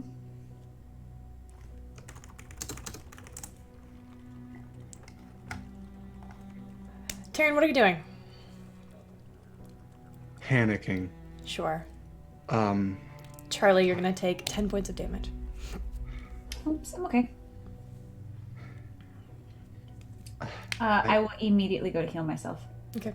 I'm just trying to stay conscious. Yeah. At this point, I don't think we got a long. Did we get a long rest? Yeah. when we got back to the Okay, Belgian then area. yes. Okay, then I'm actually gonna dump a third level into my body, so I can give myself a little bit. Ooh, didn't roll super great, but okay. Yeah. Tyrion is just frantically using message. I mean, it doesn't have that big of a range. It's 120 feet. That's nothing, but he is just every 6 seconds calling out to Briar and Jude. Just, we need you. We need you right now. Do I know that he is doing this? Are you doing this out loud? No. Okay. No, he's just smiling. Charlotte, it's okay. You're gonna be okay. Do I feel like I'm dying? Yes. I mean, I'm not dying. I mean, I'm okay though. Like, I'm awake. I'm actually at like 2/3 of my hit points right now. So, I'm feeling like it's not good. But I am very cognizant that this thing is slowly trying to kill me, whatever it is, or at least it feels like it's doing some kind of internal damage. Yeah. Okay.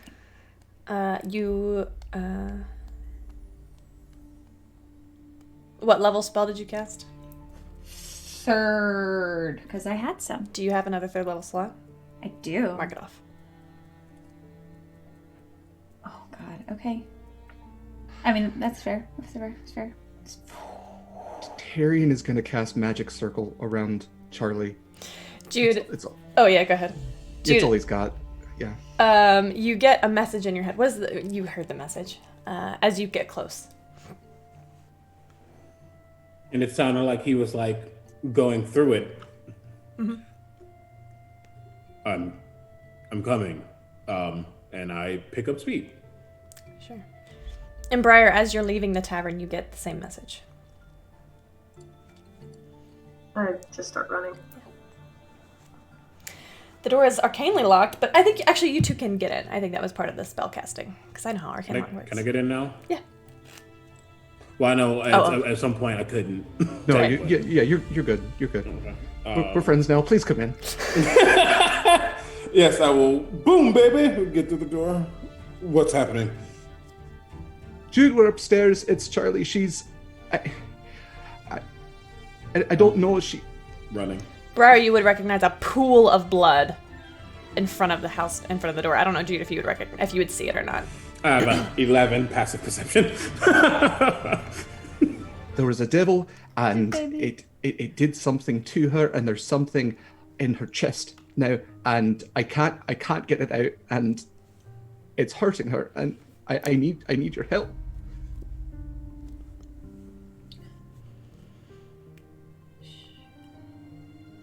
It's okay. Idas, you're okay. You're fine. You're fine. Briar, this is what you see. When you come in, you see Terry in the large bedroom in this house, this abode. Charlie is bleeding. She's laying in the bed. And you see that the color is essentially gone from her face.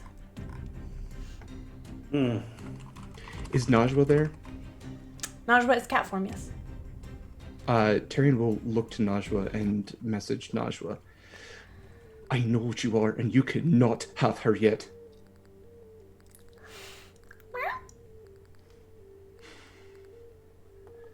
Briar, please, if there's anything you can do. I will do anything. Briar, you watch.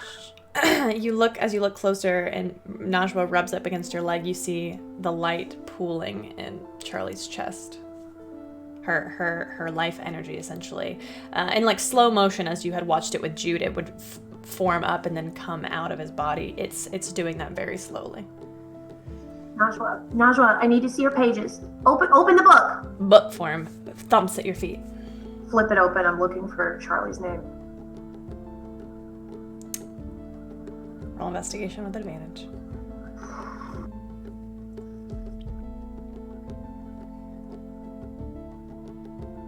Okay, with advantage. Oh, thank God for that. That's a 20, a dirty 20. Second page. Charlotte Elise Westwood. It is written in faded ink. It's almost as if it has not been... It was written with ink that was running out, or it has not fully appeared on the page yet. You also see Tyrion Cariatis and Aegon Delavan on the same page. All in very faded ink. But not your name. No. No, we have to go to the lake. This doesn't make any sense. Okay. What is this? What happened? Tell me what happened. Roll persuasion.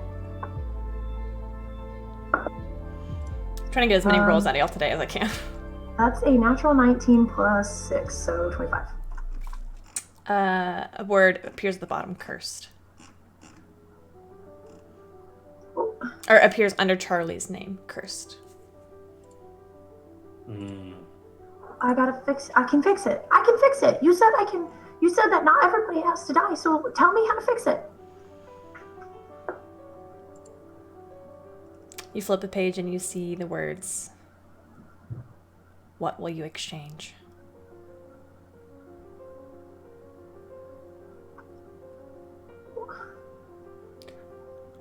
More words appear. Pick another name. Briar, whatever it takes. Please.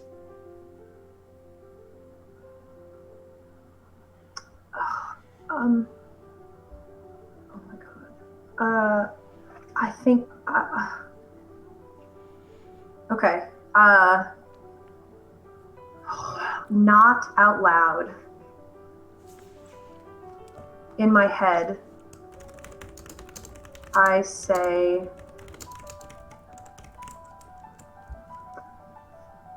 Hellbreaker. Take him instead.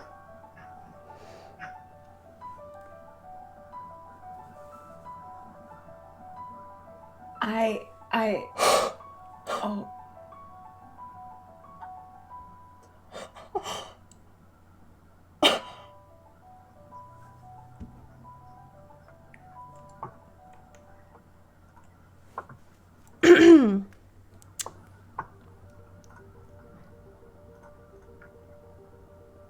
You feel a presence in your mind. It's a soft voice, and you know it belongs to Gabriella. Or Najwa, as you like to call her. Are you sure you want to do this? Yes. I will show you how. Walk up to her. Okay. I'll do so. The bed's pretty tall, so are you gonna climb up there? I'm gonna, trying not to disturb her at all. Just try to like climb up on the end of it and very carefully walk up to her. Put your hand on her chest. Briar is shaking, but does so. Concentrate on her life energy. Do you see the light around her? Yeah, It's it's so pulling. sparkly. Do you sense the darkness there? Yes. Concentrate all of your magical abilities on that darkness. In your mind, picture the exchange. As you close your eyes, you do not have to force the imagery of anything that appears. This massive tapestry made of light and stars and cosmic energy appears in your mind. And there are two figures, Charlie and Hellbreaker. And you watch as, if you will concentrate on it, this dark energy will swirl away from Charlie, leaving this beautiful, radiant being that you know her to be. And it will slip back into the weave until it rises up and starts to pool at Hellbreaker's feet.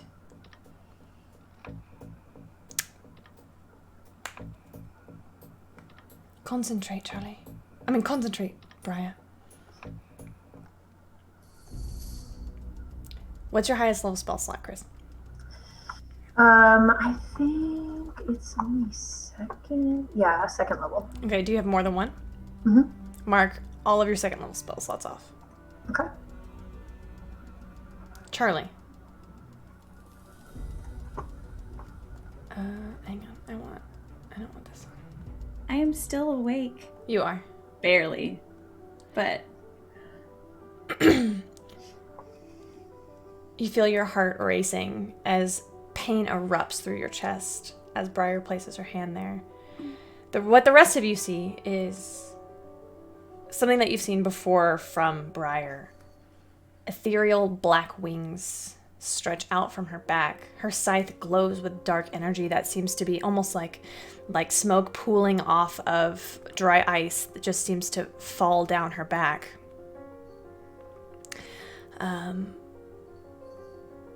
And her outfit changes into these impossibly dark, you've seen black, you've seen pitch darkness, but this seems to absorb light within it. The light from Charlie swells up into your hands, Briar, and then falls back into her body. Charlie, you are no longer cursed.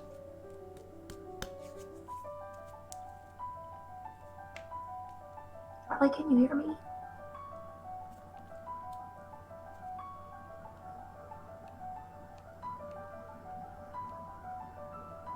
It's okay.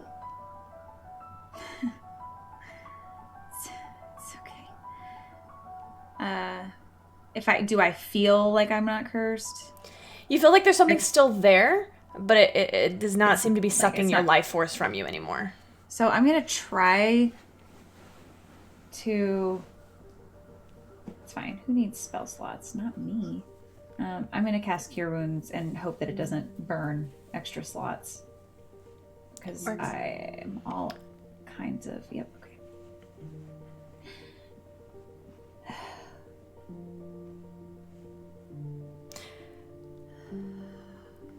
Briar. Take another level in Oracle. Oh, well, okay then.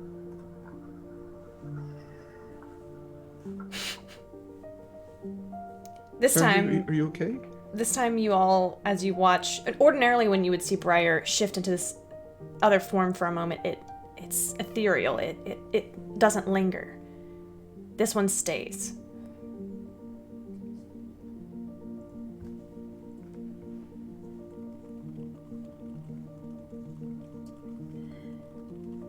What do you do?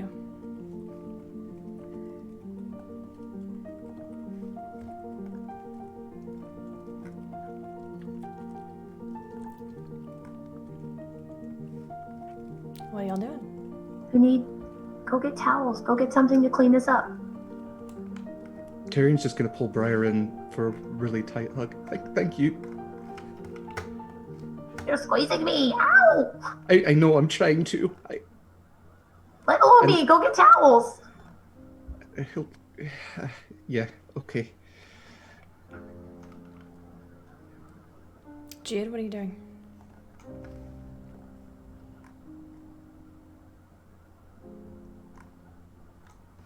Just to double check quick, DM. Nobody heard me say that, right? That was all a mental exchange. Okay, yeah. Just making sure. This is me out of character thinking about something. Sure. That's not metagaming. That's fine.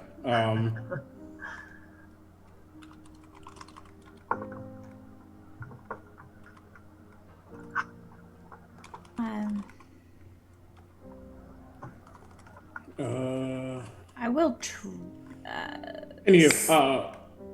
In character. Sorry, go ahead. I was to say I'm gonna just try to sit up, which probably still feels a bit like a chore, and kind of inspect myself to see if there's any immediate I mean, it's probably kind of just a bloody mess right now, but kind of giving myself a look over. I don't really know if yeah, that's probably it. How do you look? Like health-wise? I mean, you look bad, but I mean, honestly, considering how on a scale from 1 to 38, I'm looking kind of like a 13, which is not terrible. But I feel like there's definitely a sag in my shoulders because I'm pretty sure. Oh no, I do have a few spell slots left, but I look drained on basically all accounts.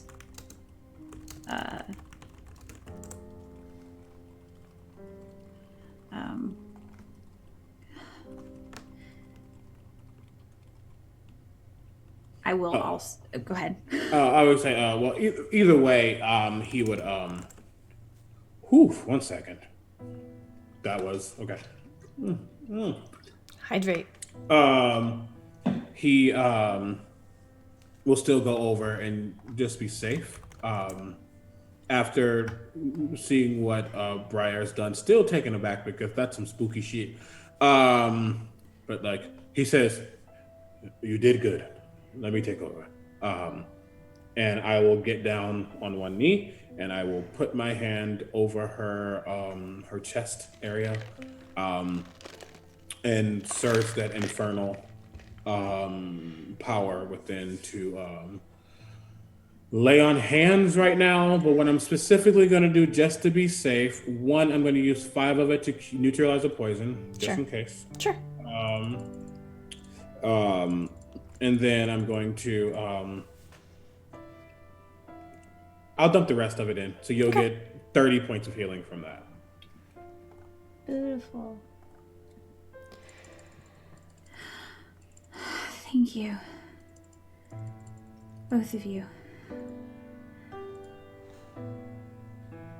It's a foolish mistake. What happened? What? Why? I thought that I was stupid.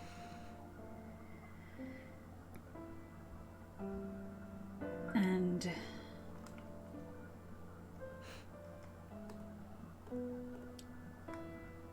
you're all right. I'm fine, thanks to you all. All of you.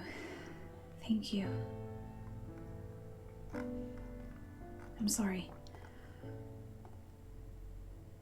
Don't be. If anything, this can, this is a tough moment, but it still needs to be said. If anything, this is a lesson. We are not living in a world where friends walk down the street. I don't know what happened, but we have to be cautious, stay together the entire time. At least two people at once. I even look over at Briar. You are a powerful young woman, but even you alone will be a problem if they get you. If they get you. Tyrion will put his hand on Jude's shoulder. You are absolutely I'm right. kidding. I'm kidding. Duck out of the way. Get off. Get off me now. Just stop moving. Let it happen. You're absolutely right.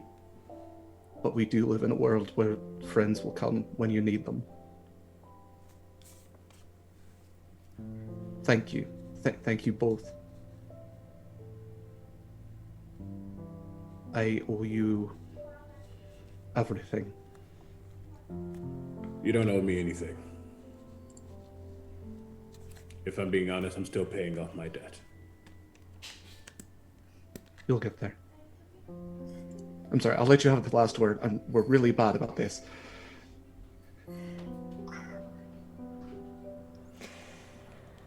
I'm going to open my arms to see if Briar will accept a hug from me.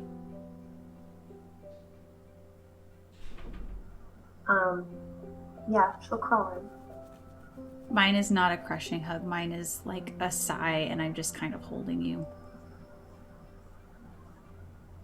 Thank you. I don't know what you did, but thank you.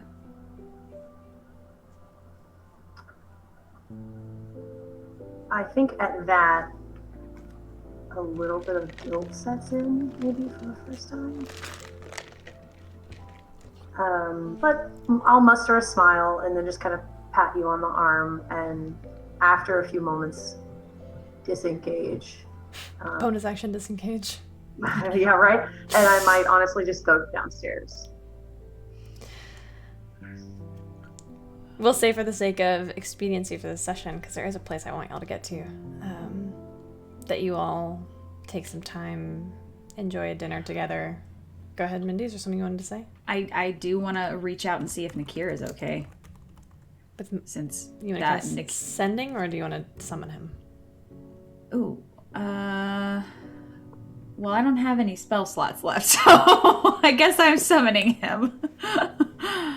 That's not true, but I'm pretty sure a first level spell slot is not enough for sending. And by that I mean I know it's not, because I cast sending literally all the time. What do you think about when you summon him?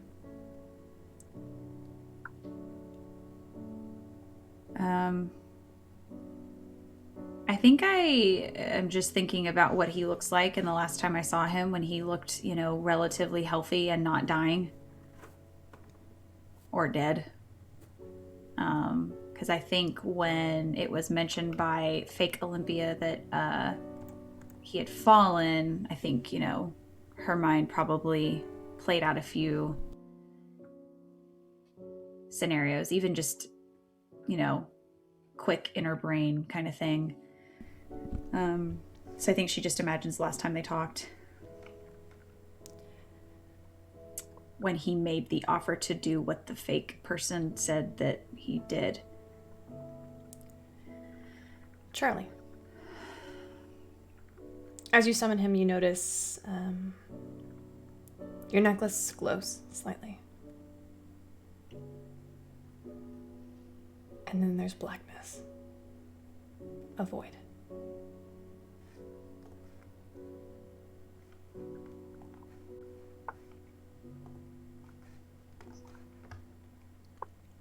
He doesn't show up.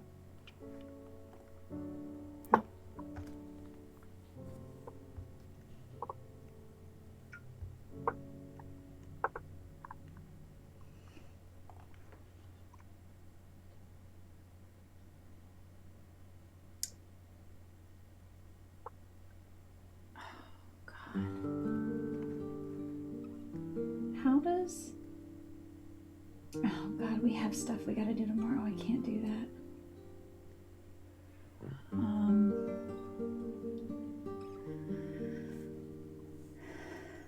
Okay, it's fine. It's probably fine.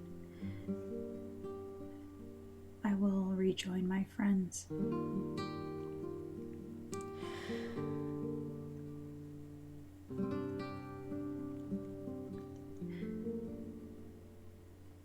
You take the evening in a somber, quiet evening.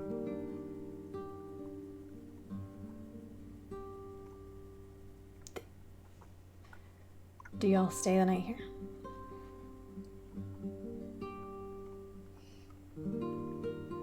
You're all more than welcome, as always. You all get the benefits of a long night's rest.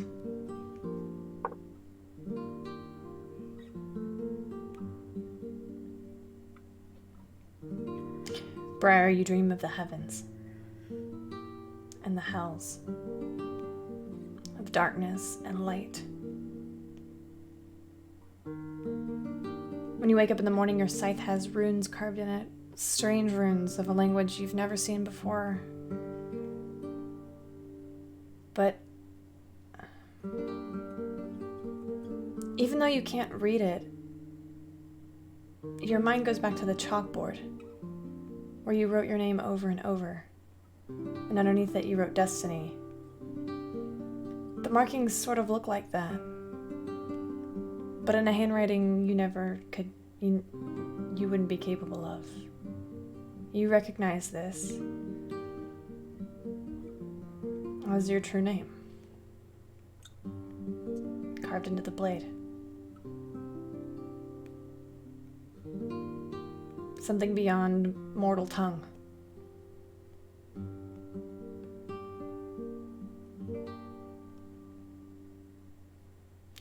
Your blade is a +3 weapon.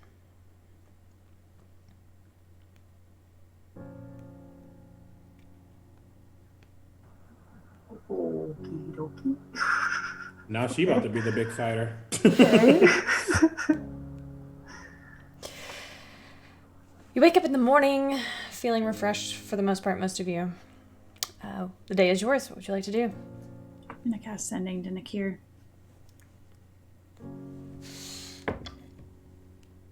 Can you roll a D100 for me? Yeah! 39. There's no response. I mean, go ahead. What is the sending anyway? I'm so sorry. I've robbed you of this. What is the sending? Nakia.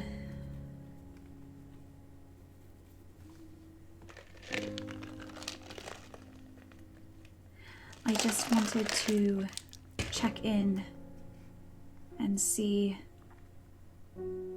if you're safe. There was an incident. It's only one word, multiple syllables. Please respond. No response. No response.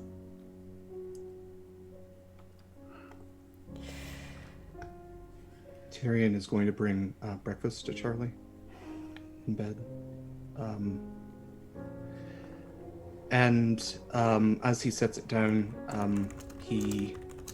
there's something kind of moving in his coat pocket. And he says, he sits down on the bed and says, Charlie, I mentioned yesterday that I had a surprise, and then you had a surprise for me. I'm This is a sorry, I good did- one, Okay, good. I was hoping. right? Not that it could. Right, go ahead.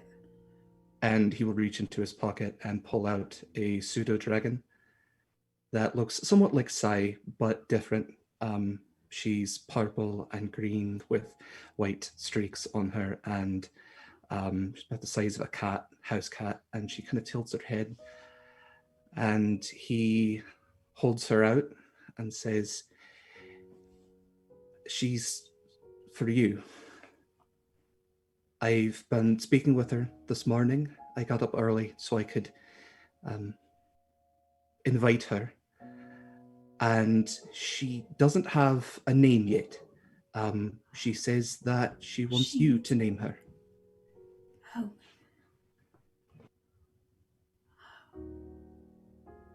I'll have to figure out a perfect name for you then. And I'll reach out and try to, like, give her a little chin scritch. She'll kind of like crawl up onto your arm, and Oh.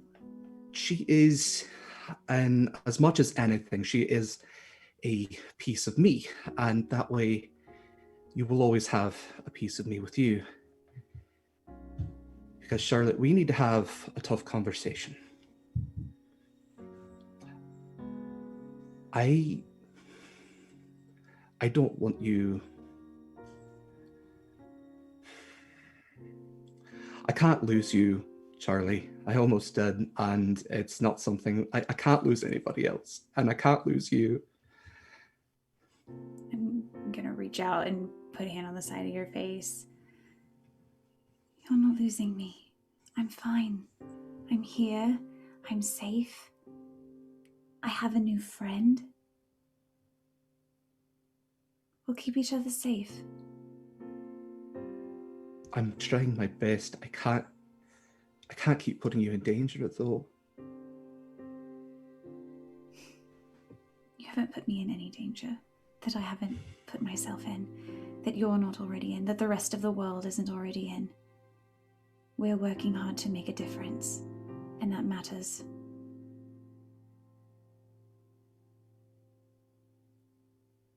We knew this wasn't going to be easy.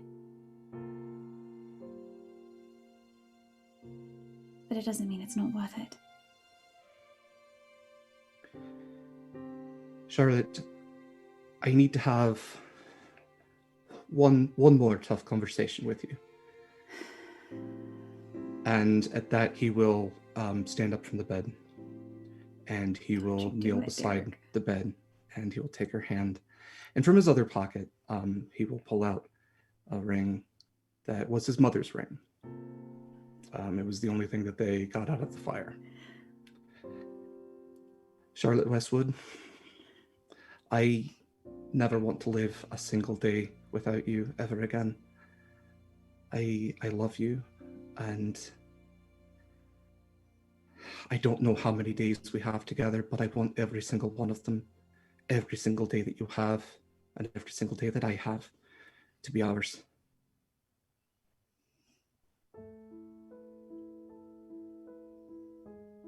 I'll lean down and I'll give you a kiss. Is that a... Yes, it's a yes. Okay.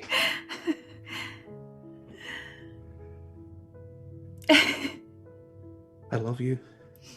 I love you.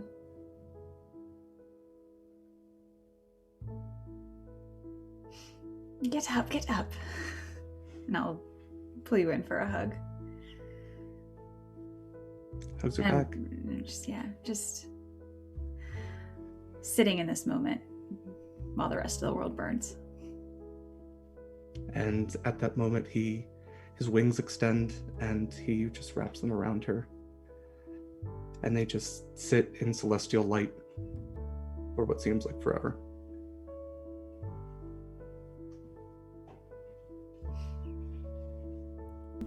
This moment, as beautiful as it is, just like every moment, comes to an end. As you have a commitment. Now, in addition to each other, but to your city, to your home.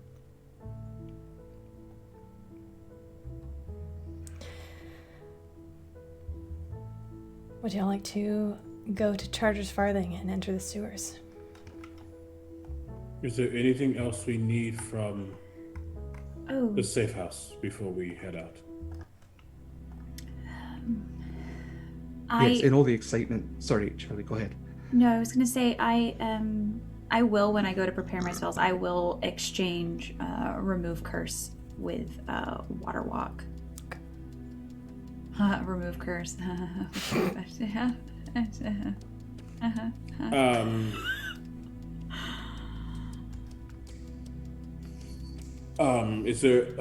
I cannot contact. I'd rather assist. Be sure that we need nothing else from the safe house before we go. I don't know if you two have the ability to do that. Also, I look at Tyrion and Briar, and I say, hold on, Beats. Yes. I extend... Let me think about this. Yes, I give Tyrion 2 potions of healing. I give Charlie 1 potion of healing. I give Briar the greater potion of healing. And then I produce 2 potions, one that I keep to myself, and I say, I can give one other person the ability to breathe water. Does anyone volunteer as tribute? It's a Charlie. I'll take it. I additionally want to try to sneak that potion back into his bag.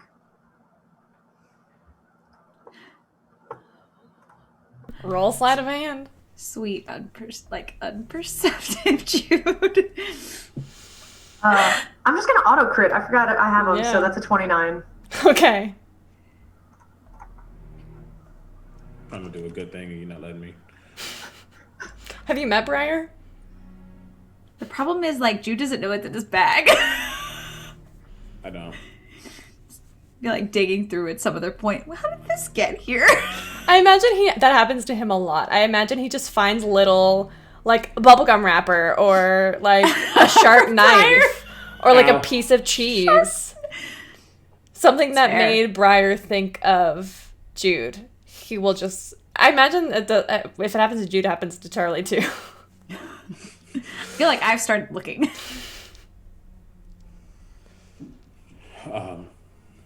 But yeah, and if someone can contact Dave just to make sure we're set, other than that, we can head out.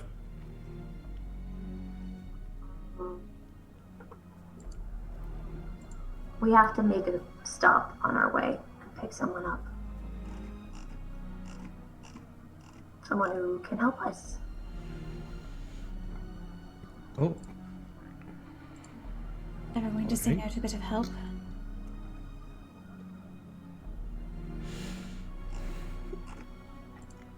Charlie, I'm assuming you'll contact Dave.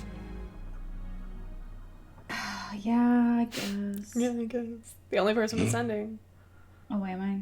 Yeah. It's fine, just burning all of my 3rd level spell slots. Fine, yes. Oh, are you?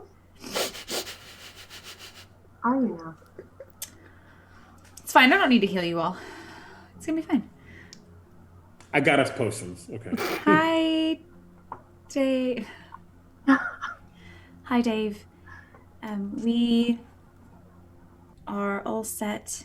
Just wanted to check in and make sure everything is good on your end. Please respond. Yeah. You had 4 words left. There's a moment and Dave responds. We've confirmation from Lord Theo. He will be there. Good luck. You are our best hope right now. Sounds like everything is good to go. With, on the other side of things. So, once we meet with your friend, Briar, I think we can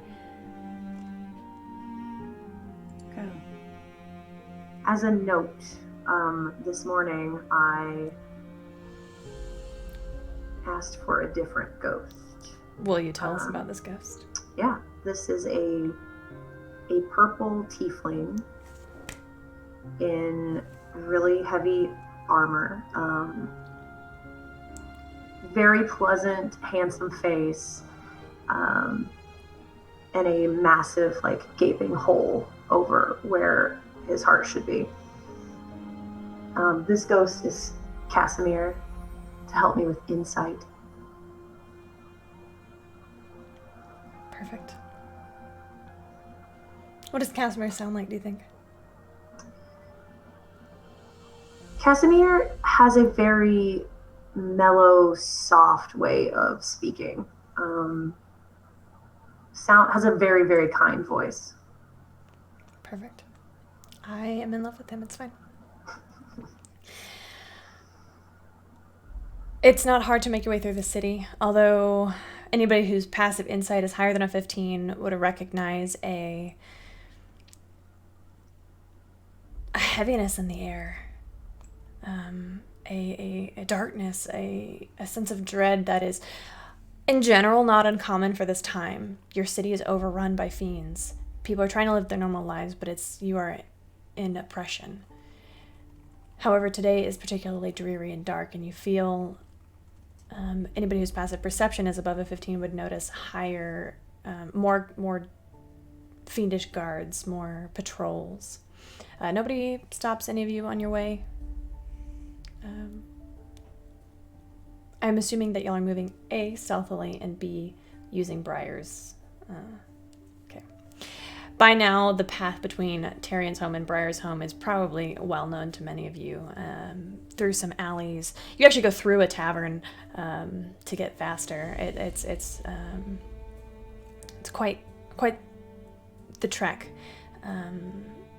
Briar, you take them to a sewer entrance that is maybe like a 5-minute walk from your clock tower. And you know that if you move the grate and you hop down, you will enter Thieves Guild territory. Okay, But you stop and you gather first Nip Nip. Yeah. For the rest of you, Nip Nip is a small, deep gnome. She has a crossbow on her back that is covered by a cloak, since you're not generally allowed to carry weapons. She seems very calm and collected. Is maybe middle-aged for a gnome.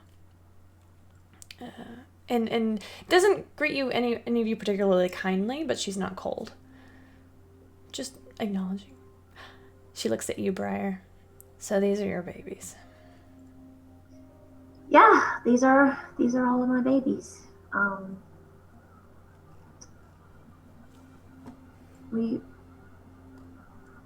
Let's just get going. As you hop down into the Thieves Guild, or into the sewers, the stench isn't that bad here. But as you get down, she sort of looks to you, and you see a sense of sort of, she's going to be speaking more freely now. What are we doing?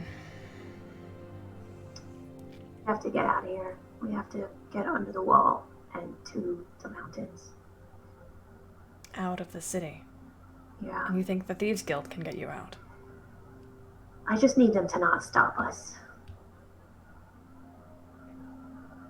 Are you trying to go through the aqueducts? Yeah. I can get you to the aqueduct entrance. Okay. I'll help you with the guild. But I can't go further. I understand. Haven't had this much fun in a while. Here we go.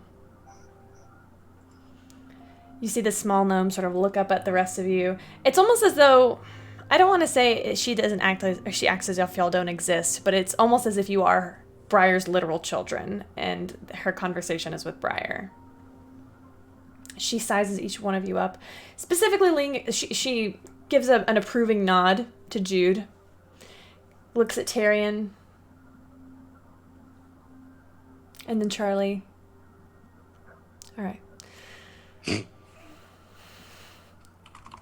This way.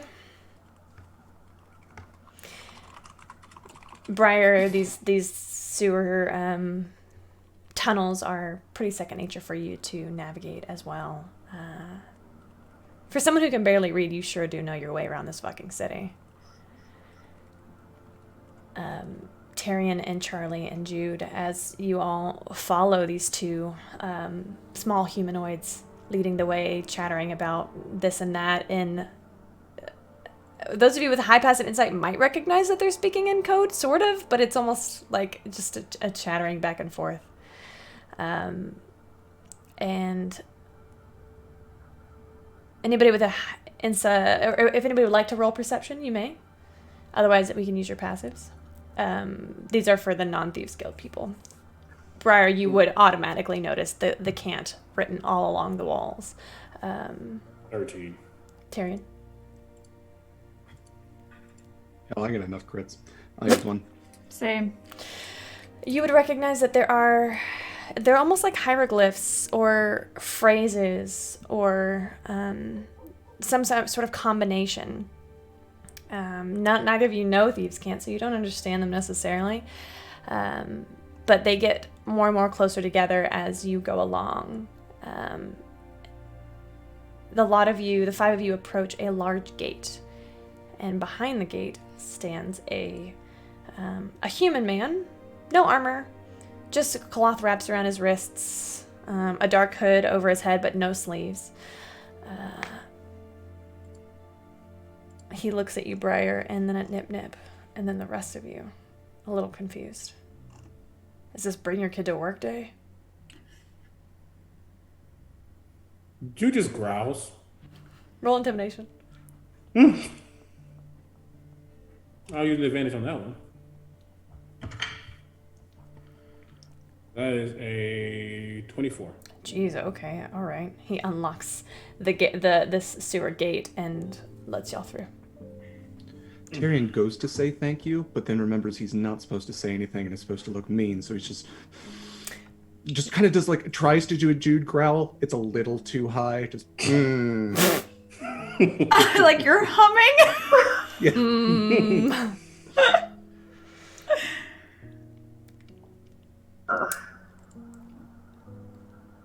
He'll send a message to Charlie. I don't think that was good. Maybe just. I had to use these crits and Nothing at all, advantages, yeah. y'all. You'll get a chance. And I have a feeling. Nip turns to you, Briar. We gonna go quiet or we gonna go big? I'll glance briefly back at my children. I guess big. Quiet's not really an option with most of these guys. I can make a distraction. Okay. I will lean in a little bit closer and try and lower my voice. I mean, I know this goes without saying, but we owe you one. So just find me if you need anything. Don't die first. Right back at you. Nip will turn to the rest of you and give you a very fancy bow. And then head down basically a tunnel that y'all didn't even see until she turned down into it and walked away. You hear her start to sing a jaunty tune. And as she goes further, you hear more echoes of that jaunty tune as if it sounds like she is starting something. Oh, wait, I don't like this song. Briar, you'd recognize it as like a song that is often used to start a party or to start a big singing thing in the Thieves Guild.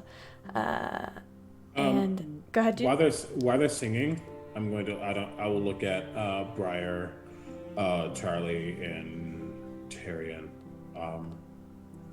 And I was like, I'm not sure what's about to happen, but we are going down here. So let's prepare ourselves, shall we? And my eyes will instantly flash orange-red as I cast Aid on the three of y'all. Beautiful. Looking at Charlie saying, now you have an extra bit of juice to not use. So that's a +5 to your maximum Yep. in current hit point. Are we expecting a fight, do you think? Not necessarily with them, but in general, this lasted 8 hours. Fair. In that case, he will use the familiar, since I'm assuming it's on Charlie's person, and will cast Mage Armor. Not losing you.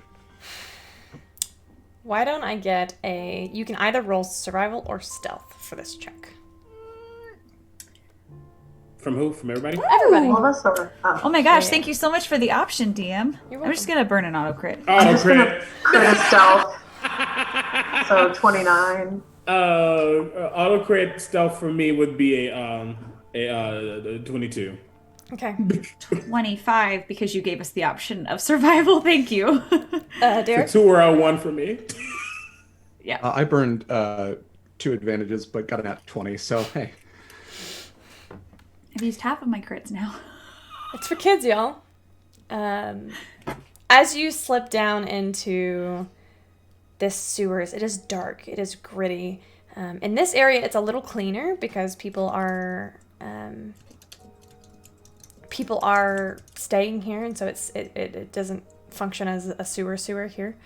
But it does. The air is thick with water, with humidity, and Jude, Tyrion, and Charlie have never been in the sewers, I don't imagine, but it seems incredibly sprawling.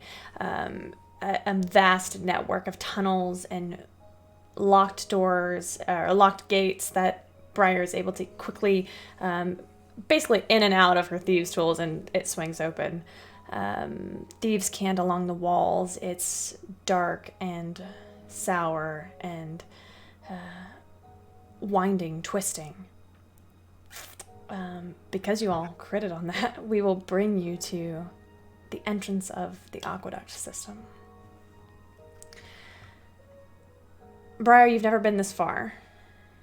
You are generally... There is thieves' cant all along this cavernous entrance where the man-made stone turns into cavern rock.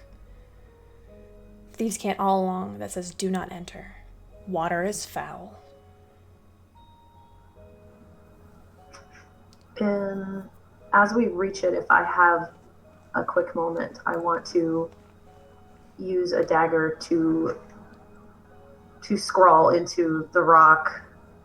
The Reaper goes where she wants, and then we'll make our way out.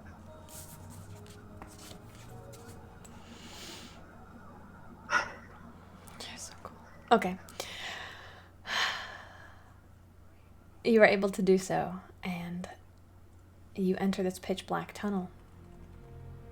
Does anybody not have dark vision? Raise your hand if you do not have dark vision. Humans? Okay. Would you like to light a torch? I have one of them. Well, one my sword's glowing. Sure. And I'm happy to cast light. I would say I would cast light, probably. That's a little quicker to extinguish, I would think. Definitely. What does the light look like? Actually, I would really like it if... I don't really hold anything, and my necklace is tucked away. I would like to take Charlie by the hand and cast light on her ring. It's a very nice ring. I look down. Right? I forgot I... That's new. We will talk about that later. Perfect. For a moment, as I see the ring, Xavier flashes in front of my eyes. Why did you do? You see a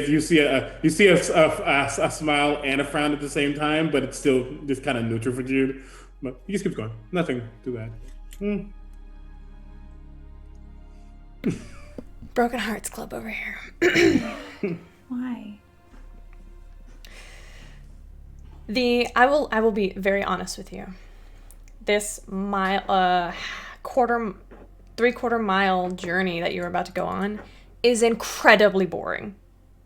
It is a long, empty tunnel made of rock. There's nothing else. What are y'all doing?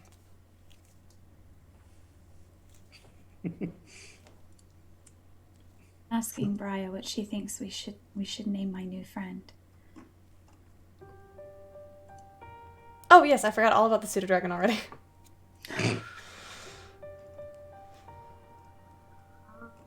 I mean, I don't know anything about this. I don't know anything about this stuff. I don't know if you have to know about stuff to give her a name. Well, you have to know about names. That is true. I stand corrected.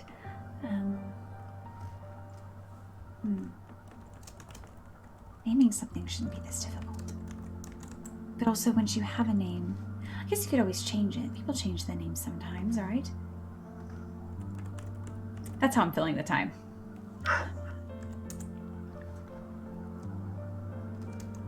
I'm kind of half-heartedly listening to Charlie and trying to engage in this conversation. But I don't know if anybody notices that I keep sneaking glances at Jude. I don't. Do I? How sneaky are you being about it? My passive perception Chris, is 18. I'll let you decide. I think you might notice. You might notice, Charlie. Okay, I will glance at Jude once to see if there's something that is concerning immediately, that if I can see a reason Briar might be looking back, but otherwise I'll just note it, because we don't talk about things in this group. We just mentally note things and sneak on each other's conversations and then never talk about it. So that's what I'll continue to do for now. I think around this, Jude would I don't know if Jude's probably walking closer to the front, probably because natural boy, but he kind of slows down just a little bit to walk side by side with Tyrion, and says, "So the elephant in the room. I am obviously connected to the Infernal, and you are connected to the Celestial. I'd love to know more about that." And it's literally just he just wants to chat about what it means to be devil adjacent and literal angel. Right. Yeah, the thought absolutely has crossed my mind. I only became recently aware of it. The wings, the halo, the whole bit. It's honestly a surprise to me. I mean, growing up, I could see in the dark better than other kids, and I, could heal from wounds a little bit better, but I just thought that was just me. I don't know. I do know that it does have something to do with probably the necklace that Charlie has. I don't know what. What about you? You have some infernal legacy or something? You don't look like a tiefling. No, full disclosure, this is what happens when your family bonds with demons. Ha ha ha ha ha ha. No, my oath was once to the city of Azmarin. I was bound to the law, the honor that the city had, and for obvious reasons, that's no longer the case. But I may or may not regain that. But for now, that breaking of that oath potentially allowed corruption within, and now I am linked to the Inferno. All of my power once was just from my own strength, or my love for my home, but now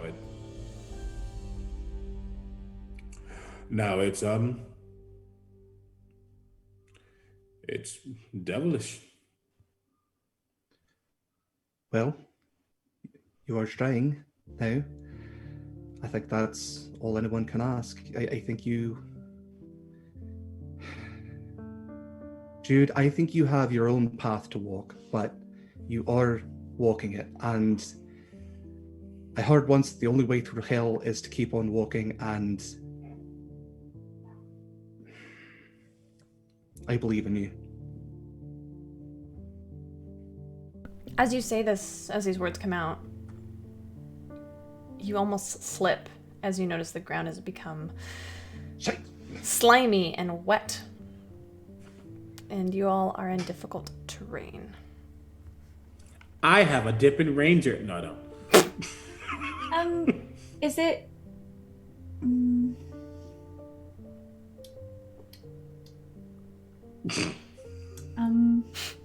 Is it? The mouth smacking. Is it like... So, is it like mud-esque? It's just slime. Yeah. Well, okay, so... It's fine. I'm gonna cast Water Walk anyway. How long does that last? I think 1 hour. Okay. Wait, would I know how far... Would I know time-wise how... I will say... I don't want to waste it here. Make a spellcasting check. Make a wisdom check for me. Auto crit. Y'all are obnoxious. Look, they paid for You it. said They did. And they go away today. Yeah, we can only use them today. That's a 20... It's just the modifier, right? Yeah, you do not imagine that casting Water Walk at this moment will help you with this difficult terrain. Okay. Then I will... Thank you. Then I will save it. Sure. For when it might be of use to us. Um, Since you all made me cast Sending. It's another 10-15 minutes before you all start to hear the sound of waves, gentle lapping of water. You open your you step out and you see that the cavern has suddenly changed, which is jarring because you've been walking on this straight path, this steady downward slope for an hour. The cavern opens up. In the very center, you see your eyes are immediately drawn to a light, a burning flame within a cauldron sitting on a rock, which illuminates this cavern. I did it again. Cavern. It illuminates this cavern. The cavern is maybe 60, 70 feet wide, 60 feet high. And as you step out, you see the ground beneath you. Luckily, Jude and Tyrion probably you're able to see that the ground gives way and it's just water. So what it is this tunnel. It looks like part of it has been broken open into this big, massive lake. This sprawling area. The water gently laps the walls. The ground in front of you, your feet. It looks like it is slowly eroding away everything around it. Let me get a perception check from everybody. There's an advantage. Good. Oh, good. I will also... I'm just gonna auto God. crit. I'm gonna use an advantage too. Actually, they have decent roll. That's I'm a gonna 19 use- for me. Another advantage. I hate everything. I'm just using an auto crit. This is dumb. I'm saving. I my rolled a crits 2, for a 6. power. Yeah, that's fair. Crits, that doesn't. Yeah. Okay. So 28 for me. Okay. 24. 18. Can I also potentially roll a history check to see if I recognize anything about? I would prefer might be- Arcana. Oh, all right. Okay. That is a 24. Anybody who rolled above a 16 on their perception would notice 2 things. 1, bones under your feet, littered along the walls. Did you say bones? I said bones. I thought you said bugs, and I was very confused. I wouldn't do that to you. I appreciate it. I was like, these are some big bugs that we can feel under our feet. Litter this area, that center, what looks like a pedestal, or not pedestal, a platform in the center where the fire is. Bodies And then anybody who rolled above a 20 would realize that some of those bodies are moving, swaying back and forth, almost as if they're in prayer around this light. Charlie. Oh no. You feel a warmth in your chest as your holy symbol, that is the gem, lights up immediately. Oh no, shh, it's okay. And you watch the water underneath begin to ripple. Oh. It's a friend. You see in this water a form moving, like almost like a fish or something that is definitely native to water as it glides around the platform. Let's see.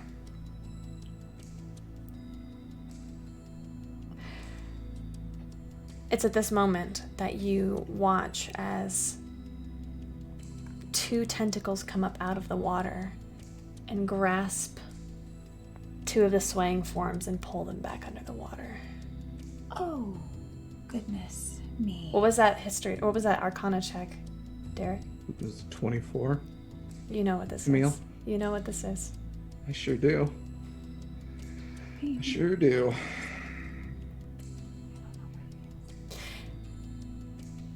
Everyone, this is a message, one by one.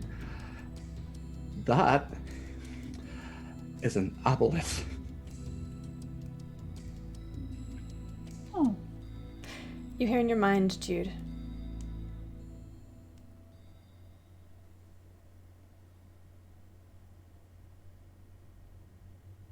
You mean to cross.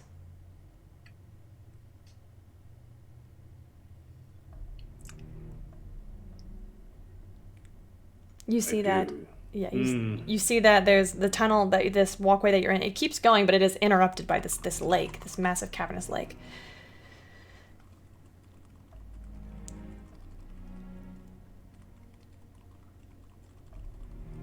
I can give you all safe passage.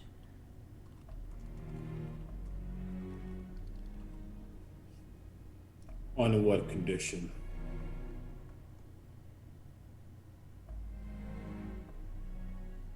You have something.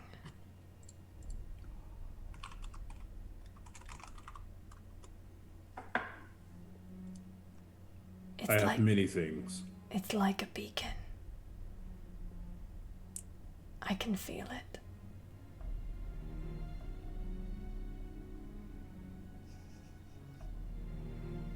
The girl.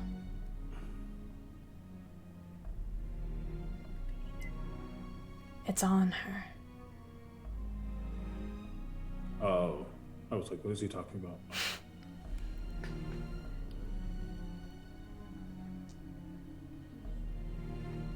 Why do you want it? At the same time, Briar.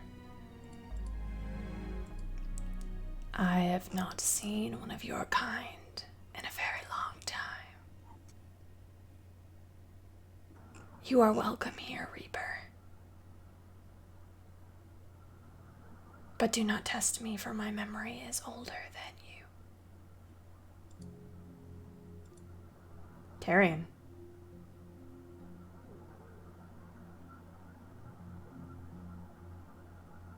Celestial.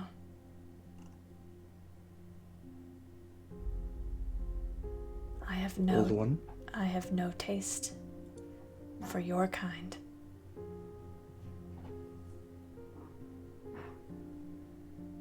Give me what I want.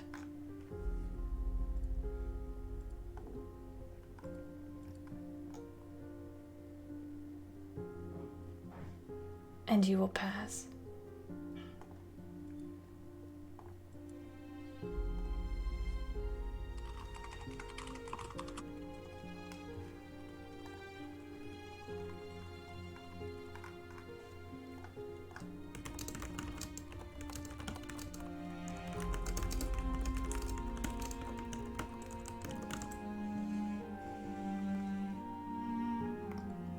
How high is the cavern ceiling?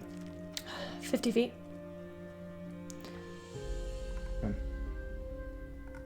Okay. Charlie. Hi, me. You carry something that I want. You will give it to me.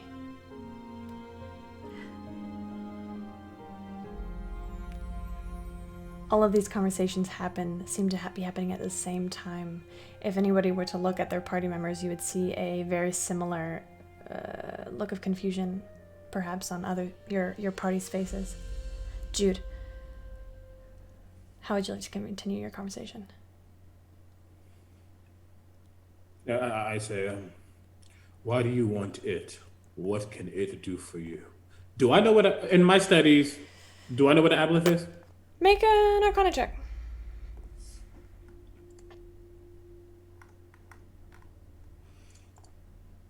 How many I got? Yeah, I'll use one. Autocrit for a 19. Did you just say autocrit for a 19? I have a -1. Beautiful. That makes my heart so happy, Stevie. You don't even know. Jude, you'd heard an old rumor about why... No, I will tell you how you know this. When you were a young man, maybe 12 or 13, your father was captain of the guard.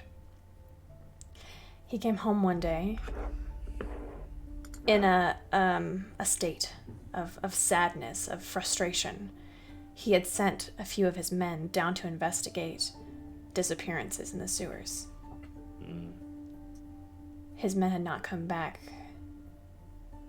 and upon investigating himself, he discovered what he told you was an abomination, and he told you about what he thought might be down lurking, an aboleth. And this he didn't use the word aboleth, but he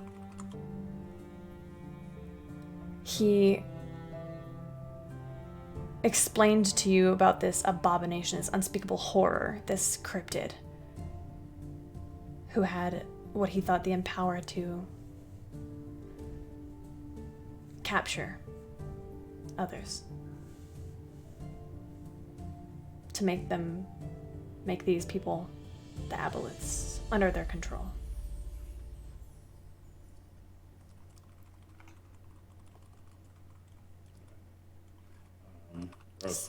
So I don't think you know the exact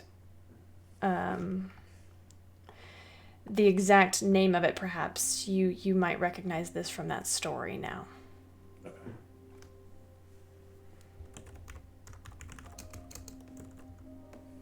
Yeah, no, but I asked, why does he want it? Why does he want the beacon? It is the oldest thing I have seen in a long time. It represents a great victory for my people, for my kind.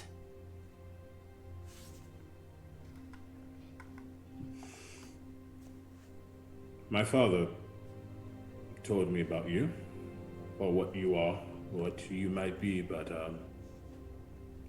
I do not claim to be the strongest person in the world, but I guarantee that won't come to you without a fight.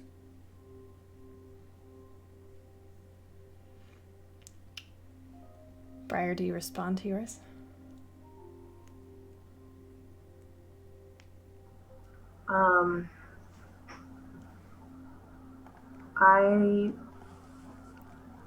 I will say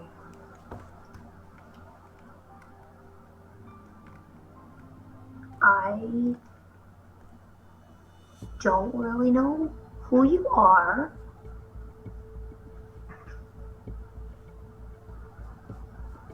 But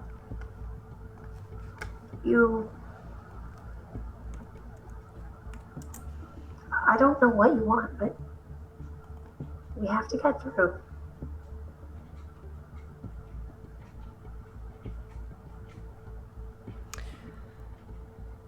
Tyrion, do you respond?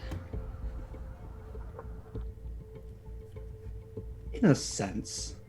Tyrion will kind of put a hand on both Briar and Jude and channeling through the pseudo-dragon to Charlie, and for each one of them he will cast protection from good and evil with a focus on aberrations. And Charlie? I'm so Sorry. sorry. No, I didn't mean to interrupt you. Go ahead, please. No. If you want something, you're going to have to ask nicely. Charlie, do you respond? I'm guessing from the glowing, I get an idea of what it is talking about. Yes. I'm sorry. It's not something I'm willing to part with. If that is the case, you all have made your declaration. Let me get an initiative roll, and that's where we're gonna end the session. Actually, we can roll initiative. That way, we don't have to keep track of it. But crits. Okay. Here's what we'll do. How many do y'all have left? I have 6. I have 6 crits. crits and 5 advantages. You can keep. I did good burning. I tell you what, y'all can keep half of what you've gotten today. Half Bet. rounded up or down? Bet. Half rounded down. Okay, that's fine. Okay, that's fine. I'll take it. Same thing for I have advantage. 2 advantages, Yeah. so I'm burning a crit on initiative. Yeah. Well, I'll let y'all roll. No, I won't do that. I'll roll because I'm scared of this thing. Doesn't matter. rolling I got initiative? 21. Are we rolling initiative? Rolling today? initiative. Okay. Ew. I'm crit on gonna that burn an opportunity. advantage. What'd you No, roll, use Jude, advantage. Taryn? Everything. I also will burn an advantage. Taryn, what'd you get? 19. Chris? Dirty 20.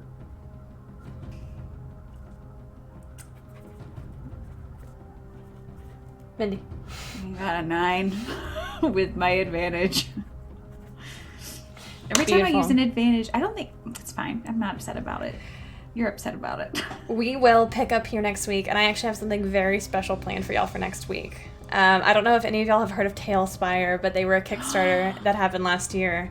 And next week, I have beta access, so next week we will be trying to run this battle in Tailspire. And I Nice. will give y'all, I'm gonna paste. Give us a little. I'm gonna give y'all a tease of it. Sure, you all just don't want to go for another hour? Unfortunately, Yeah, I Jinx. Hey. Yeah, While just I stick get around, this we got talk pulled next. up, why don't we go ahead and start sign-offs? I'll go ahead and start. Hi, everybody. I'm Derek Sword. I've been Tyrion Cariatis, the now engaged wizard. He's come so far. He's probably gonna die. Fridays, you can find me over on Graham Cracker's channel. There I play a bugbear named Griaz, who just got a pet mimic. So I'm just as chaotic there as I am here, but in a different way. I'm here on Saturdays. Check me out.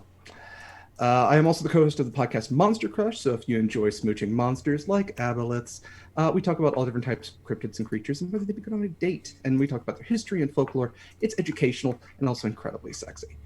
And if you want to find me on Twitter, my handle is dsword16, and you can find all these projects and more there. And later today, because this is a 24-hour stream in case you didn't know, welcome, thank you all for donating. We really appreciate it. It's such a great cause. And I will be back at 8 p.m. Eastern for a game that Graham is running, along with the very lovely Chris, where we will be doing a Wonderland-themed game. And I will go ahead and hand it off to my new fiance. Mindy, go ahead and take it away. I married her. I proposed first. I just want to point that out. In this game, you haven't. Whatever. Did you propose? I'm pretty sure I proposed to Oh, you. that's right. You did propose. I'm gonna So- Yeah, that's right. Twice, girl. Yeah. Catch up. Hi, I'm Mindy. I played Charlie today. You can find me on Twitch and Twitter at Miss Mindykins. I stream on my own channel Sunday nights, Wednesday nights. You can also find me here Monday nights. You can usually find me here. We're here every every Saturday, but you can also find me Monday nights at 6:30 Central Time playing Leona, who is very quickly becoming quite the departure from Charlie. It's beautiful. I'm enjoying it thoroughly.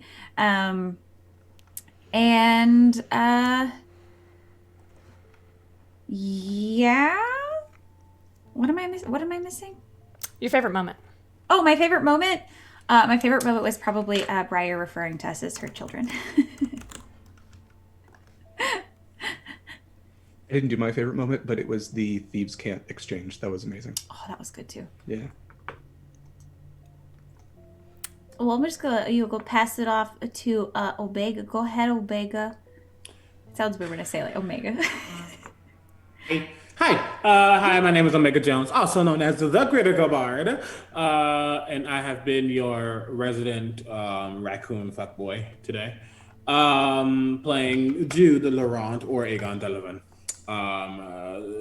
Where you can find me, Saturdays here, of course. Sunday at typically at 3 Eastern. You can find 3 Eastern. Yes, 3 Eastern. You can find me on my channel.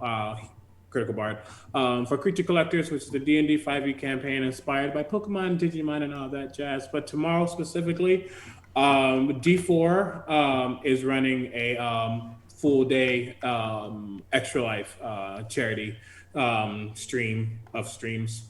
And I'll be a part of that, returning as Kuzima, the fireless dragonborn of Wildfire, at 12:30 Eastern, I think. Yes. And after that, then you can come to my channel and watch Creature Collectors. On Tuesdays, I have In Unison, which is a show where I duet with people in the community. It's had a little bit of a hiatus, but it's coming back in full force this Tuesday.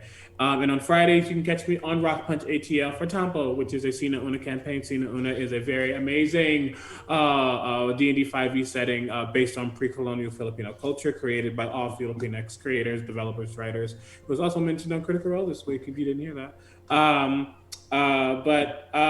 Yeah, that's mostly me. I'm a full-time Twitch partner, so check me out, being a hot mess that I always am.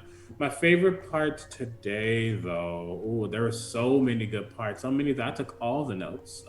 My favorite part is getting all the crits, of course. Thank you for Master Healing. For what's this called? For donating. I won't lie though. One of my favorite parts was the entire sequence of Charlie getting hurt and coming back. Good use of corruption.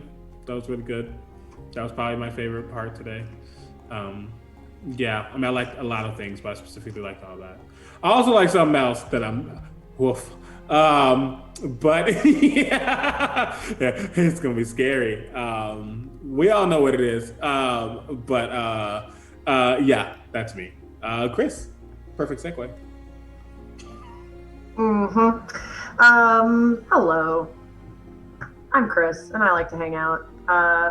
And you can find me doing that here every Saturday morning for the next few weeks, 4 or 5 weeks. I also am part of a super fun podcast called Rolls as Written that comes out, I think, every other Monday.